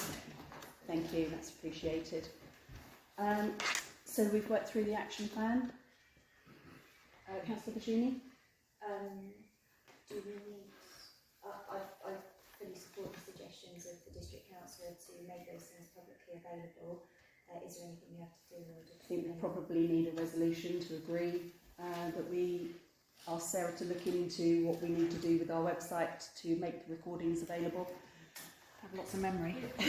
That's what I'm thinking. It is best practice now, since one of the things that has come out of COVID and us going hybrid is the publishing or streaming live, God forbid, of many meetings that sit out there and stay out there, unfortunately. But certainly as the monitoring officer, it's fantastic because all I have to do is press the button and find the bits and job done. I don't need anything else. The evidence is there and it speaks volumes. So it is very, very helpful. I know there are the issues with sound quality and that type of thing. It can be tricky and it can be expensive, but if you have a way of doing it, it can deter bad behaviour. It really can, and it makes my life much, much easier. And it makes complainants' life a whole lot easier because they tell me exactly which part of the recording that I press stop and I listen to. So we certainly do. It's good practice now and it's best practice, and more parish councils, if they have the money and the means, do that now. Thank you. Sorry, Councillor West. Just a quick question, obviously, I know you compliment lots of memory, lots of RAM. Is it something that you leave on forever, or say a period of each year, then remove it? I used to be, in my role at my previous authority, I used to be data protection officer, and so there are kind of retention periods for all types of information. But I would like to think, I know it's not the case because you can find me on live stream meetings dating back about 4 years, I think. I would like to think that they were reviewed on a regular basis. And it doesn't mean that you destroy them and delete them, but is there a true purpose of having them for over a year, 18 months maybe? So again, resolution for members, what they feel might be right, what's helpful, what would the public, how far they like to go back. Keep them, store them, but is what's the public interest after a year, 18 months? I'm not necessarily convinced there is one. But yeah, it's a suggestion.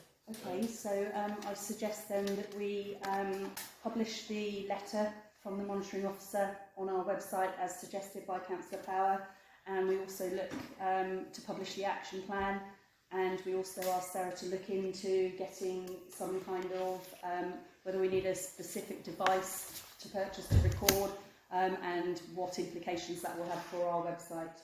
And also maybe at the summer show we can ask people how long they think that we want to have it on our website for. Councillor Rice. And also an additional cost for it. Not just for storage. Yes.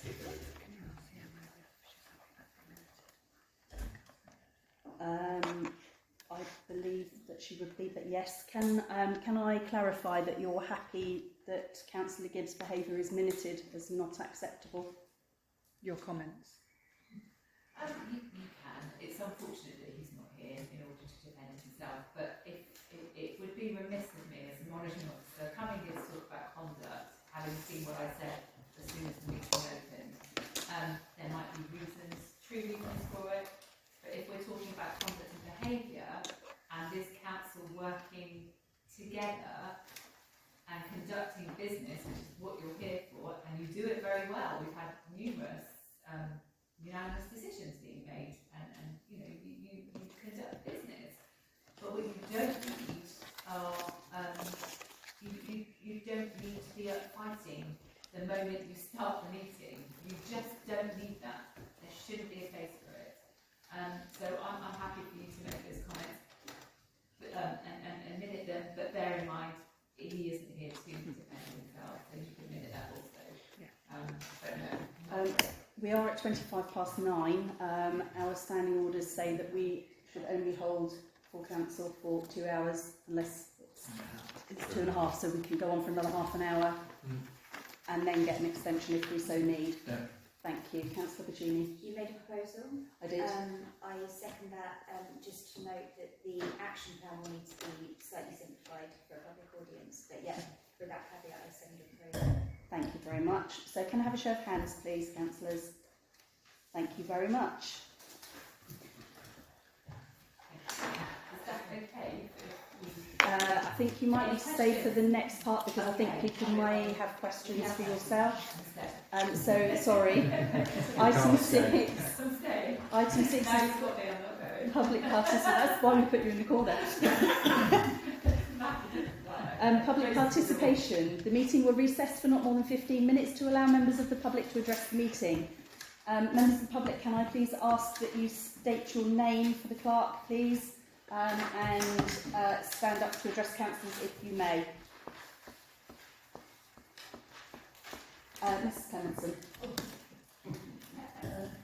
Good evening, my name is Judy Clementson. Forgive me for probably repeating some of the things, but the last full council that I came to, I attended when the Code of Conduct report was being read. And then, as your then district councillor, I implored you all to put behind you what had happened, for apologies to be made, and for the good of the Denmead residents to act professionally and move forward in the interests of those residents. I'm sorry to say that it seems that certain members of this council continue to do the opposite. I was really shocked this evening to hear Councillor Gibbs ask why a point of order was raised by the clerk, and he continued to raise points in a very accusative manner, moving on from difficulties of the previous years. It seems this is going to continue. And as Councillor Gibbs said tonight, it appeared antagonistic and divisive. He then gets up and leaves the minutes 23 minutes after the start, and I believe that this is becoming the norm.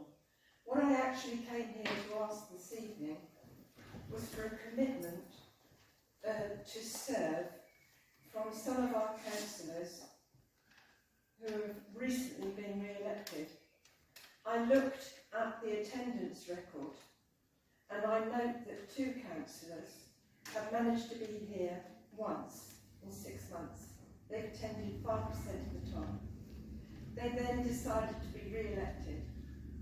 We then have Councillor Gibbs, who is obviously come new to the council, but is leaving within a few minutes after the start of the meeting.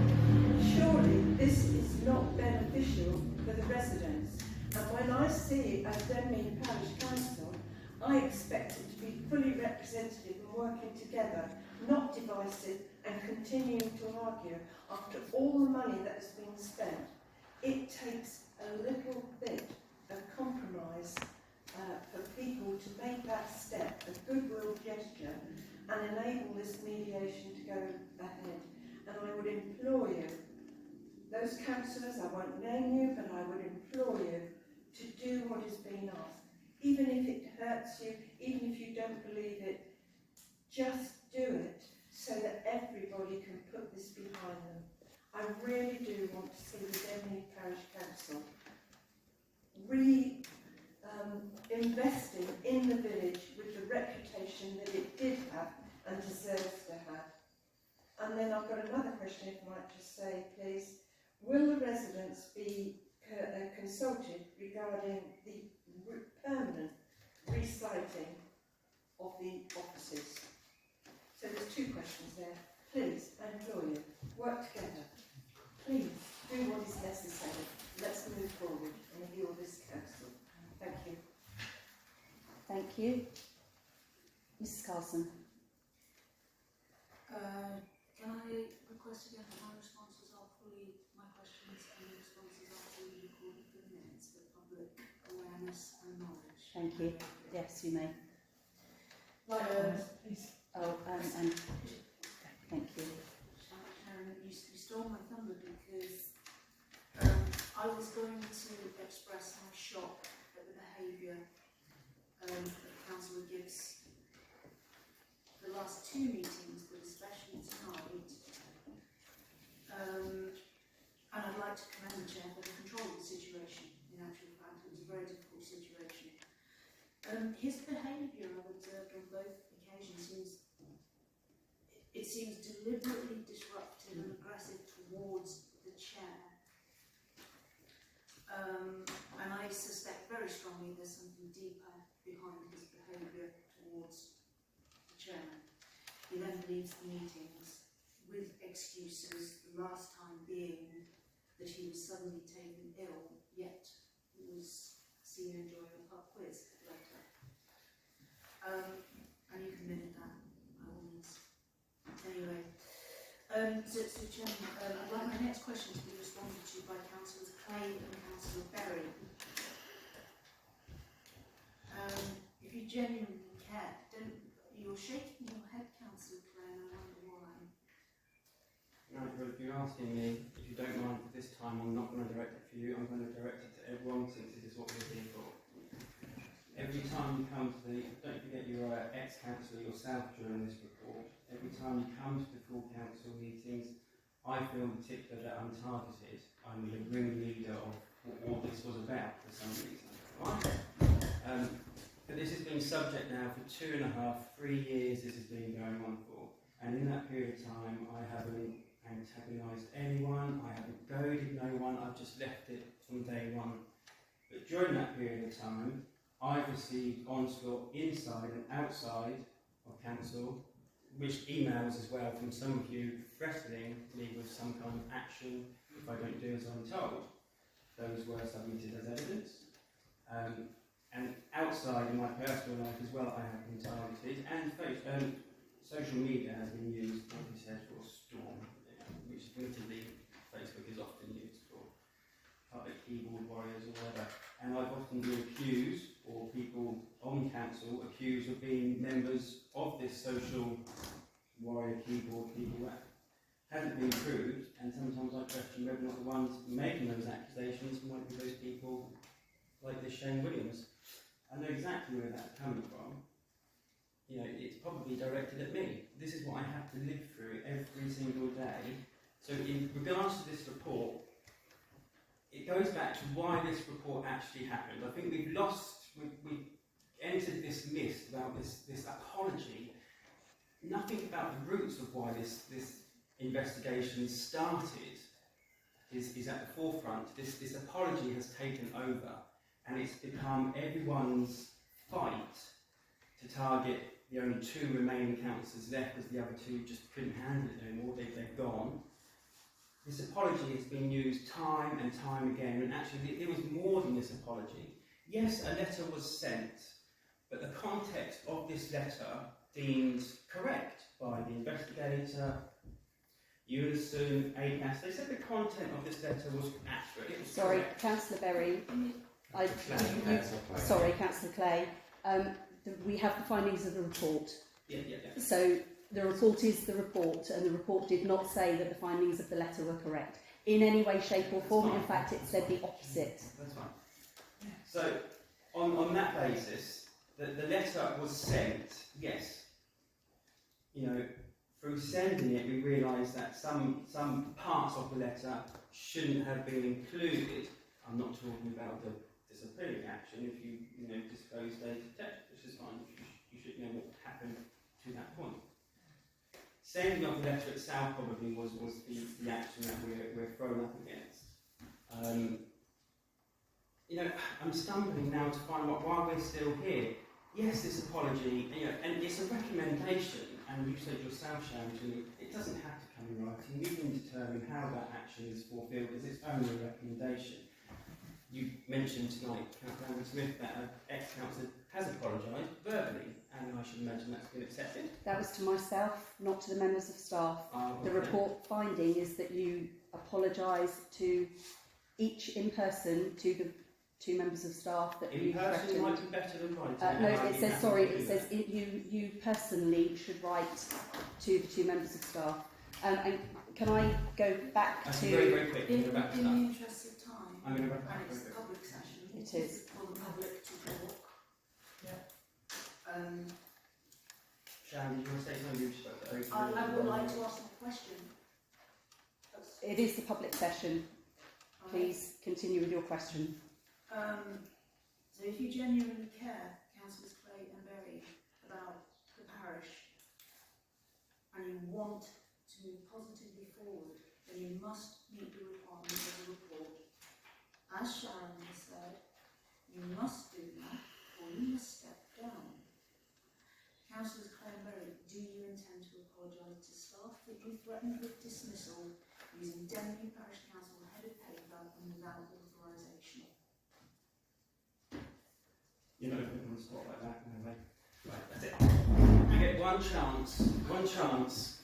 Andy, moving forward from this moment forward, will you commit, if I apologise, that we move forward and we get on? Plus, we all apologise to each other. This has gone on long enough. You're my seniors, okay? In age, No, whatever. we're all Andy, equal. would you be willing to work with me and move forward if I apologise? We've done everything through resolutions, and I have said that we'll move forward with the action. Absolutely. I give my hand. Would you move forward and commit? You're showboating, and I I'm think not showboating in at all. a Can you public take a seat, session you please? should not be standing in front of council. Sharon, I've tried. The only thing I wanted to say is that the report does say You have to go. in writing. I was going to put it out and double check, but I'm pretty sure it says in writing. If, It does say in however, writing. the individual was to say, if they were to speak, if it was acceptable by the individual that a personal apology is sufficient, or they would prefer, then there are reasons why they won't prefer. Sometimes the relationship is so broken down they don't want to face the individual. But if that were the case, then that would be acceptable. So We have had to put protocols in place that there will always be 2 members of staff available should councillors go into the office. That's right. Can, That's fine. can I just It's comment? public session. Can I Sorry. finish on this particular question? So then the same question would be asked to Councillor Berry. Does he intend to apologise to staff? No comment at this moment, not to the public. Sharon, my question to you on that is, should they continue to give their building, which clearly makes it incredibly difficult for the council to move to mediation? And that's been very clearly said. What would the monitoring office do about the situation? It's very, very difficult because it's already been brought up. Somebody has made the comment. I can't remember which councillor it was or whether it was a member of the public, but money has been spent. Councillor Power has said taxpayers' money has been spent on this investigation. More than £20,000. And then to ignore the findings, it flies in the face of the purpose of one, agreeing to adhere to code of conduct when you're not prepared to take sanction. And so, for me, it would be questioning whether that individual is, feels it's right to continue. But there is nothing in the legislation. There is nothing within my remit of power that can truly force the hand of a member, and I can only pray to their conscience, if you see what I mean. But also to the good of the whole parish. And I was driving here, what a beautiful parish you have. We do. And where I've been in really similar situations, unfortunately more times than I'd like to remember, it's always been a beautiful parish councils that have so much going for them, and a public that participates, and then members that are here. You went through, it was contested. You had to stay behind late on that hot, sweaty day. No, we weren't contested. Oh, you weren't, No, we it weren't. wasn't you. I'm trying to think. We was.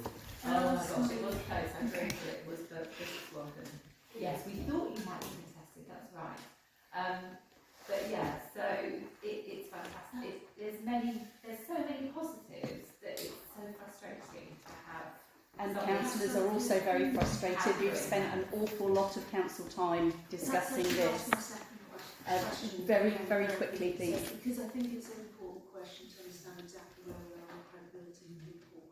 So at the last full council meeting, Councillor Clay advised that both he and Councillor Stallard are receiving additional guidance from you regarding their complete lack of attendance at meetings, as has already been touched upon, for more than 2 years, long after the sanctions that were placed by Denmead Parish Council that they were told to remove. Minutes show that they rarely even bothered to provide apologies and attended bare minimum full council meetings in the clear knowledge that that's what they had to do to avoid being removed as councillors, and that is the game that has been played out and is still being played out. When asked about this at the last council meetings, Councillor Clay stated that the monitoring office advises that they remain silent on the subject and respond with no comment and not to discuss anything if questioned. And that implies the monitoring office is aware and supportive of their actions. So my question is it true that you gave advice to Councillors Clay and Stallard not to attend meetings nor to discuss that situation with the council by responding no comment to any questions on the matter? I have had conversations with Councillor Clay with regard to this matter. Off the top of my head, and I did have a witness that present in the room. I'm not aware, but I don't know. Well, no, I mean, I think the discussion is more to do with, I think there was a feeling that members had been taken off of committees pending Yes, actually that's actions right. being taken, and whether That's right. that meant that counted as a non-attendance or. It was long. Yeah, I'm just. And still. All I was trying to say, I'm not very well. I think this was very easy. We were just trying to understand. Okay, thank you. We do need to move on. I certainly have had conversations with Councillor Clay. What I don't want to do is say that advice wasn't given that you've asked the question to, but as my colleague has said, that if he was not meant to be, it's better that he wasn't at certain committees for whatever reasons, then I may have said to him that if there's a reason for you not to be attending, then and you give that reason, then that would be acceptable. There is always this issue of just getting in, one meeting, just so you're not automatically kind of disqualified under the 6-month rule. But I am also aware from speaking to Councillor Clay that he's, and I think we've seen for ourselves, he's had a tough time, as you all have, that all of those members that have been involved in this have found it difficult. And so, again, he's not here in the room, and I don't want to say that I haven't had a conversation with him because, or deny anything, but I'm not sure that the context might be as it's been explained to me. I'm very aware that no one found this easy. No one. It's really hard. It's not nice, and it's a really difficult position for all of you to be in. And so it would be really nice if we can get over this and on the other side. And I'll be back. Councillor West, before we go to Mr. Sorry, Scott. just one comment about that. He may have had a tough time. I was not part of the accusation in any way, shape or form, but I made a complaint, which was like that. I've been on council now 8 years, 9 years, something like that. Quick one down in the village. I've had people come up to me outside and accuse me even to the fact that they're taking money because of that. So it's there, it's understandable. Unfortunately, we can't employ it. So it's sort of shrug it off and think what you like, right, sort of thing. So we all have it.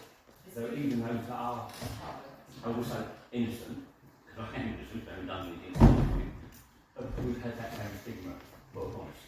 So for someone that's threatened the staff with sack, refusing to apologise for the recommendation, to say they think that they're being hounded and I don't really say they've been picked on.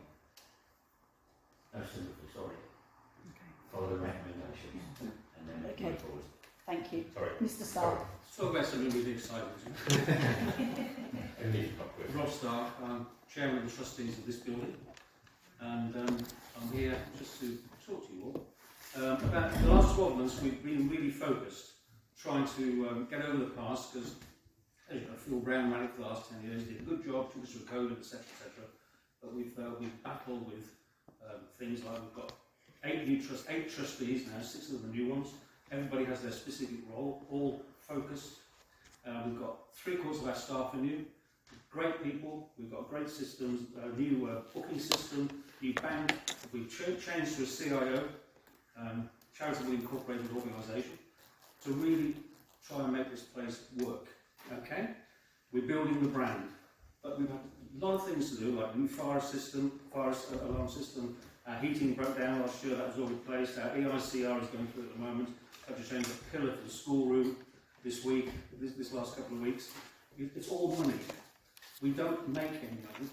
We rely on grants, as well as we do generate income, but without the grants and the support of the council, Winchester, and other people, we wouldn't be here. So it's really important. The 2 things that are really important to us at the moment are the lease, which we're going to be discussing, I know, soon, and also getting you guys back upstairs. Because if we can get you back upstairs, which means we've got to put a new entrance in, because it doesn't fit the fire regulations. We're doing some preliminary plans, we've got ideas, and I just hope we can do it, because without it, we don't have a building. And I think it's the most important, or one of the most important buildings in the village. And we can make it really good. We've got a new flagpole, if you noticed. We did. Thank you. Sorry, Chairman, I still haven't got an answer to 2 questions that I asked. One was the commitment of people who are sitting on this council to serve Denmead. The Councillor Clay, Councillor Stallard's not here again, Councillor Gibbs is going after 20 minutes. What do we do as residents to ensure that our councillors do service and they're not here just for the purpose of disruption? That's the one question. And the second question is, are we going to be consulted about the permanent reciting or not of the Denmead Parish Council to the pavilion from this building? I can answer the second question and then I'll come to Councillor Puccini. The second question is, there has been no decision yet. We have agreed this evening to do a feasibility study because we need to work out what is best for council in the long term and also what is best for the village. Clearly this is a very valued facility, so I'm fairly certain in whatever guise it will remain.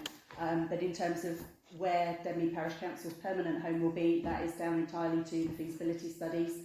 And members of the public are welcome to join any parish council meeting. We haven't discussed whether or not we will come out to a public consultation. I suspect because of the sums involved that we will need to, but I won't preempt that. That will be a decision for council to make. Can I suggest then that, or could I propose that the residents are consulted? Please. Sorry, Councillor Puccini was first, and then yourself. If it's on the point of consultation, I'll go first. So I can't answer on behalf of all of council, but I can answer for myself. I'm very committed. I work 32 hours a week. I have a small child, and I'm here as many Wednesdays as I can. So my community, the amount of time I spend reading the documents beforehand and plaguing Sarah with questions. So And I think I'm not even one of the most committed councillors that are around this table. There are many colleagues who are a lot more committed than me and who have been through hell for the last couple of years. So I would say, yes, I think the vast majority of councillors are fully committed. And I personally don't like the fact that we're let down by those that aren't. Can I just say, I wasn't including, I was talking about the three that only... You address council, just so I can see sorry. I'd just like to support what Lady said about behaviour. I'm chairman of two organisations and I would not put up with that. I'll have a word in his ear.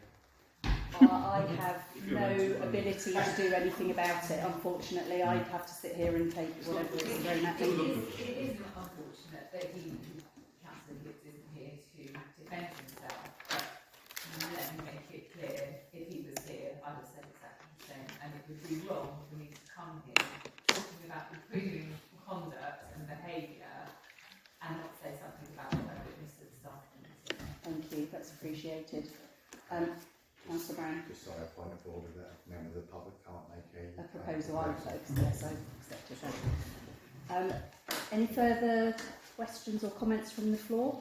I was just going to say that if it's been fully minuted as requested, Councillor Gibbs will read those minutes and hopefully take appropriate action. Thank you. I will now close the public session. I think you're probably free to go now. Thank you. Thank you. Back for that concept We'll have to be in the first half hour. 25 minutes. Councillor Chief, Councillor Andrew. Good luck.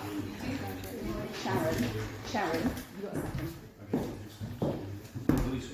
He hasn't actually gone to the public bits. He does that every other Wednesday. Which pub is it? It's It might Harvest just call in. Harvest Home. That way or that way? Cheerio. Councillor Andreoli. Chair, given an hour, can I suggest we I'm going to skip through and yes. We're going to move skip to item 7? Yes. And We're going to skip item 7. Item 8, I will circulate. I have done a district councillor report. Sorry, Councillor Scoley. Can we move the meetings to the Harvest Home and join council? It would be a bit full, Councillor Scott. Councillor Brown. Can I propose that we move, we have two different members of the public here, that we move item 14 forward and also the 16. 16, sorry. 14, 16,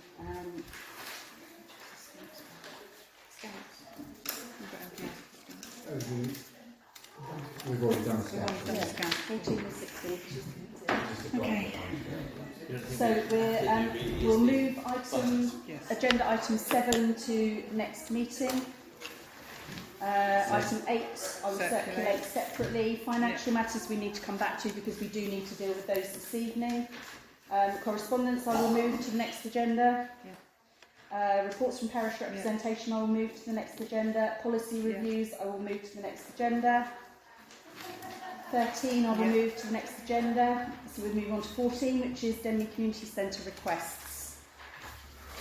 There's a request of a strimmer. The Denmead Unsung Gardeners thank you, have had to purchase a new strimmer at a cost of £194.68. Could Denmead Parish Council assist DCC in paying for this, as DCC need it for the grounds at the old school? To discuss and determine action. Councillor West. Yes, everyone got money. Councillor Brown. Sorry, while I fully support DCC, we are accepting grant applications outside the grant period which we haven't budgeted for. We are spending money effectively that we haven't got. We've budgeted money to do other things with it. We have. I have a chairman's grant and I'm prepared to provide £100 from my grant towards that. I don't need council's agreement for that, so that is to note. Nice. Just made that decision now. And to allow Denmead... Sorry? And I would happily donate in 9468. Okay. I'll split already. Sorry, they can be done personally. They are personal. councillors don't have an allowance. No. So that's a personal donation from the other two councillors. Mine is from my chairman's allowance. Thank you very much. And to allow Denmead, does that take care? No, there should be DCC, not DDC. 14B should be DCC to place the banner for Denmead the Community Centre. Centre. Okay. Changes. I'm really confused. We need to agree what we're going to call this. Is it DCCCIO? Yeah, DCC, DCC. Denmead Community Right. Centre. Yeah. It's my fault. Sorry. Councillor Scoley. I thought we weren't allowed to put banners on roundabouts because it distracted traffic.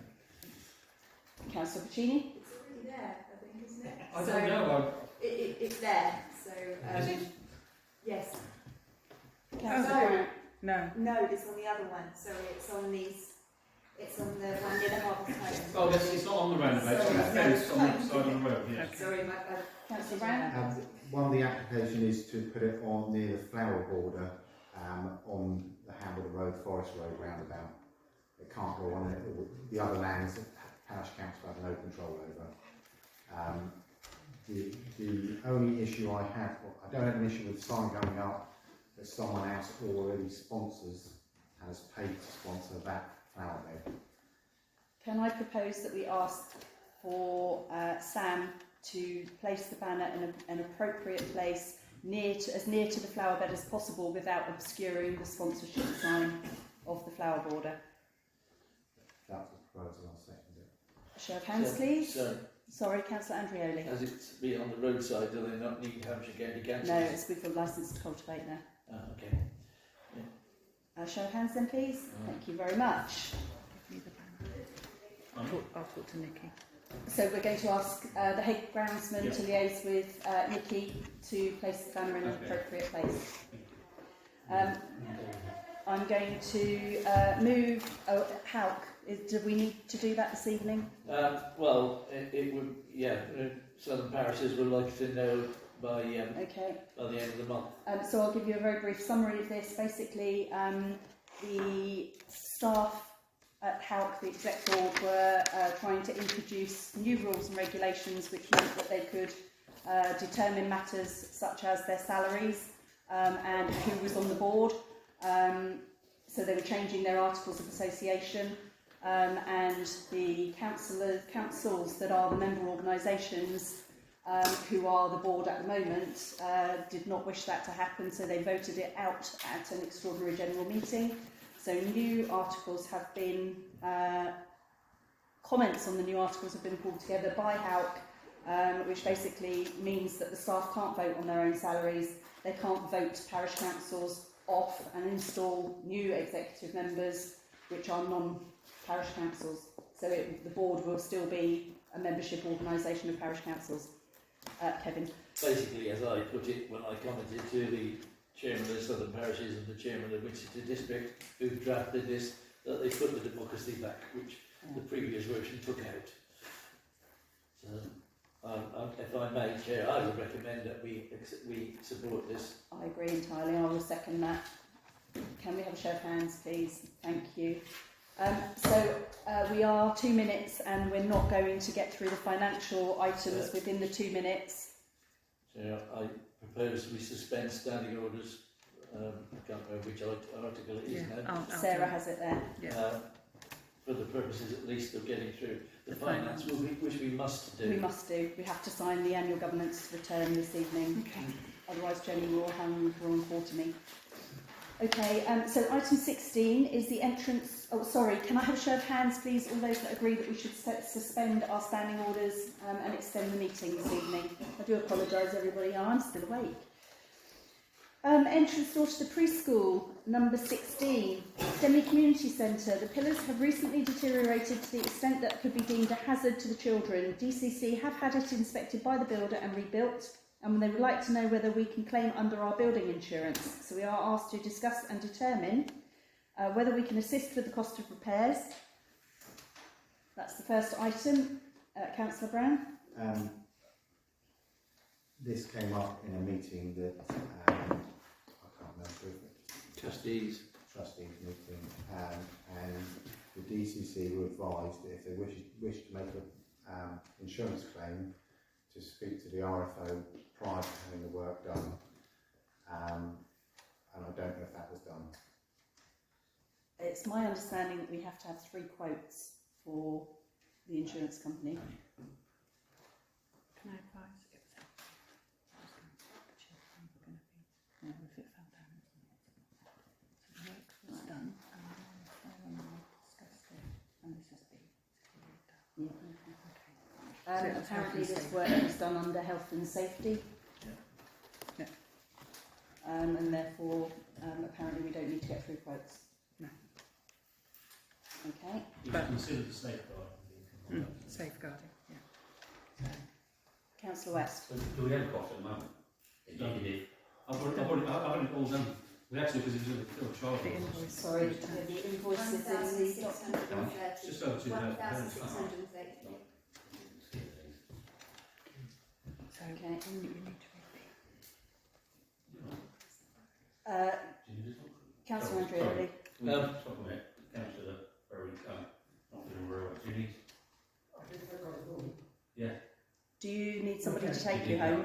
I'll be honest. You sure? Um, Have you taken any tablets? No, Are they with you? yeah, no, they are at home. Well, then I would suggest you leave quite quickly. You have a car. Yeah. Sorry about this. Are you Sorry, okay? I don't think you should drive. Are you okay to drive? If not, I'll take you. No, I'm all right. Thanks. Can you I'll follow him? drive you there. No, that's all right. Back to the car. I'll just be on it. Can you follow him in the car, please? I would prefer that we took them. I'd like to use No, them. I I think I'll might leave need it. his car. Yeah, can we see? All right. Andy said we're going to bring back the policy tablets. I got it. No, I haven't got your car, you can tell me. Yeah. Sorry, Send progress. him home and then bring back his car. Thanks, Andy. Yeah. Andy, can you let me know? Yeah, Yeah, yeah. we'll stay on this now. Okay. Councillor Andreoli. Chair, the item B on this, as the RFO recommends that we use. That's only if, yeah, it does, but that's only if we agree that we're going to pay it. Yeah, So we have an earmarked reserve. I was about to come on to suggest that I propose that we do pay it, as it's a health and safety issue, on one of our buildings, and that we use the RFO's suggestion. Councillor West. Councillor Scholey. 30. Show of hands then, please. Thank you very much. So that will come from earmarked reserve funds, stage number 3016, with a balance of £162,287.07. Thank you. Item. Yes, we'll go back to orders for payment because that is the next most important section. I think DCC have finished. Yeah. Thank you for your patience this evening. I think they're free to go. I don't think they're finished. Yeah, well, I'd just like to say thank you for supporting DCC. And, So I just don't come. tickets for promising the car are still available. yeah. Yeah, we Yeah. And we'll See you tomorrow, see you tomorrow. Yes, yes. So we go now. Oh, you can, or you're more than welcome to stay. Have you got any more exciting No, items? there are some cushions. Sorry? There are some cushions about if you want to go to You just sleep. go to Yeah, Sorry? just Is there the- a place on the council? yeah, just cancel it. You're going to move the Yeah. Oh, well, yeah, no. Yes, I'm on trust. I'm on three things at the moment. I'm There's busy. nothing really, it can wait. Yeah, no, Yeah. that's fine. I just need Okay. some help. Thank you. Good night. Cheers. So, orders for payment. To consider and approve the orders for payment, list 04 has been circulated. Is everybody happy that I sign the orders for payment? Approved. Thank you very much. It wasn't the night to have everyone sat close, was it? Sorry? It wasn't the night to have everyone sat close. You've got everything you need. You know I want the date. 21/6/23. Yeah. If I'm signing anything, What can I I'm very say? It's been a long evening. If I'm signing anything, I'm likely to sign it as 21/6/24. That's left. No, you just do it. Oh, I wouldn't say that's it. You weren't that lucky. This what? I'm sure we said that's it, didn't we? Oh, Check your recording. absolutely. Get down to this recording on the website. I don't think we've got holding that much information is. Thank you. It broke the previous website. Accounts, note that the accounts for May 23 have been issued. As at the 31st of May, we note bank reconciliations to receive and agree the bank balances. Lloyd's current account number 2336468 with a balance of £229,882.31.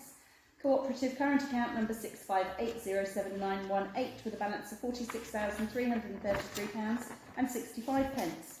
Can we receive and I sign those? Thank you. Agreed.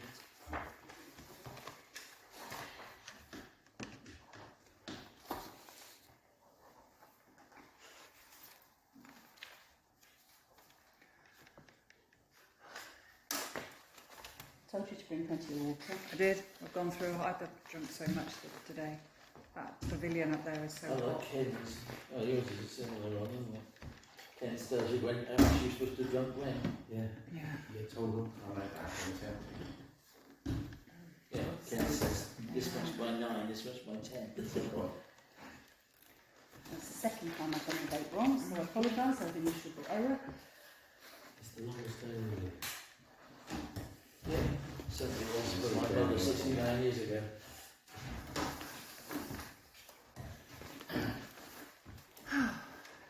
I was going to suggest going to the pub afterwards. It's a bit late now. Yeah. Go to bed afterwards. Well, since it's your birthday. Yes, that's what I just said. Ken looked at me askance and he said it's the longest day, and I said it certainly was from my mother 69 years ago. Feels like it. Okay, so that's orders for payment. Yes, Ken, I'm only 69 The today. AGAR return. Yeah, we must do that one. Yeah, got it here. Ready to go. Really. Thank you. So, to note that the internal auditor has conducted a review of the accounts for the year ended 31st of March 23, and there are no risk areas identified. We note. Well done, Jenny. Before we thank the IFO. Absolutely. Just say well done, Jenny. I did. B. To approve the annual governance statement 22-23, section 1 of the annual return, page 1 of 6, and authorise the chairman of the meeting to sign off, and for the clerk, chairman and clerk to sign off section 1. Thank you. You shall sign Yeah. after you. 20, Yeah. date and then sign. Okay. Yeah, and then you record the minute reference and sign when you've done the minutes. She Annual just, governance statement was approved at a meeting of the authority on, so that's the date, today's date, yeah, 21st. I'm not sure if she might want to date it and put the minutes. So let's just put where she put a Okay, cross. Look, right, fine. I can fill it in. I'll do as I'm after. told, Yeah. just for once. Yeah. There you go, thank you. Okay. And so Sarah signed that one, and then to authorise the chairman to sign the, I haven't signed that one yet, to authorise the chairman to sign the accounting statements, which is section 2. Is this one? Yeah. Great. Thank you very much. Jenny's not on Jenny. No, brilliant, that's that done, thank you. To note that the risk assessment on the financial systems internal controls prepared and signed by the RFO has been signed off by Johnston Wood Roach following the completion of the internal audit. Again, can we please note, yeah, well done, Jenny. And to note that the period for exercise of public rights accounts for the year ended 31st of March 23 commences on Monday the 3rd of July 2023 and ends on Friday the 11th of August 23. To note, we're moving 10, 11, 12, 13. We've dealt with 14, 15 and 16. 17 we're moving. The summer fair, we need to agree now or it will be passed. Can we have a stand at the summer show, please? Yes. Who would like DPC to have a stand? Thank you. And who will volunteer? What's the date? 19th of August. If I'm here. If you're not, we're booking something quick, yeah? And what are we going to feature? I suggest we do the Tanner's Lane play area. I Abby? was going some volunteers and we can arrange what we're going to cover. Perfect, thank you very much. Does everyone agree with that? Absolutely. Excellent, thank you. And the next one, Can we put speed watch on it? Because we could do some. you can discuss that outside, that's fine. Christmas fair and carol service. We normally have an apple festival. We've been approached and asked, can we do the Christmas service? The Scouts do the carol service. They also used to do the Santa around the village, but health and safety, they're not allowed to do that anymore. It's in the too difficult box. Apparently it's because their vehicle's diesel. And it idles when the children, it's pulling the, so it's non-environmentally friendly, which the Scouts don't like, so they're not going to do it anymore. Can't you get the Scouts to pull it around? I did suggest we could do horse and cart, but anyway. We do have Katie, who would normally do the Apple Festival for us, which is not very well attended. So I'm suggesting that we actually have like a Christmas fair and invite stalls to come and things like that. To tie into the carol service. Yeah. Comment? Sounds in principle like a good idea. There are a few things that happen, like Christmas fair type with some stalls in the run-up. So I think maybe we just need to scope what else there is and how we fit in that, and then take a final I think they've already decided on the day, and I think it's literally the Friday before Christmas. Usually is. Kevin? Yeah, I mean, last year was the first year they didn't actually have the stalls there, so I Yeah. agree we should. I think we since should. previous, because I worked in the village during COVID. It's all been different. Yeah. Okay. I would just suggest we ask Katie to organise their jingle and mingle. Boris as guest speaker. Sorry. Okay, item 20. Councillor Sorry, Brown. Councillor Brown. Two things. One. Do we have budget? Yes, because we have budget for Katie to do the Apple Festival. Okay, and do we have it's probably a completely different sort of thing of organising, so do we need to I've get some spoken to costings her on that? already, I've spoken with the Scouts, I've spoken with the church. It was at the wash-up after the coronation We need that it was, costings. that it was suggested. We need costings before we, just because we've got a tight budget. So. Item 20, Village of the Year. So are we going to have costings before we take a final decision on whether we go ahead? We can go ahead, it just depends on how big we make it. I would propose that we tell her how much we've got to spend and get her to fit something to it. One stall. I'll check budget. Are we agreed that we ask Katie to organise the event, given the budget that we have? Yeah. Okay, thank you. Village of the Year, Hampshire and Isle of Wight's long-standing and successful Village of the Year competition is now open for entries. Sarah hasn't entered us already, unlike Brendan did when he was on clerk. Without council's knowledge, entered us into Village of the Year.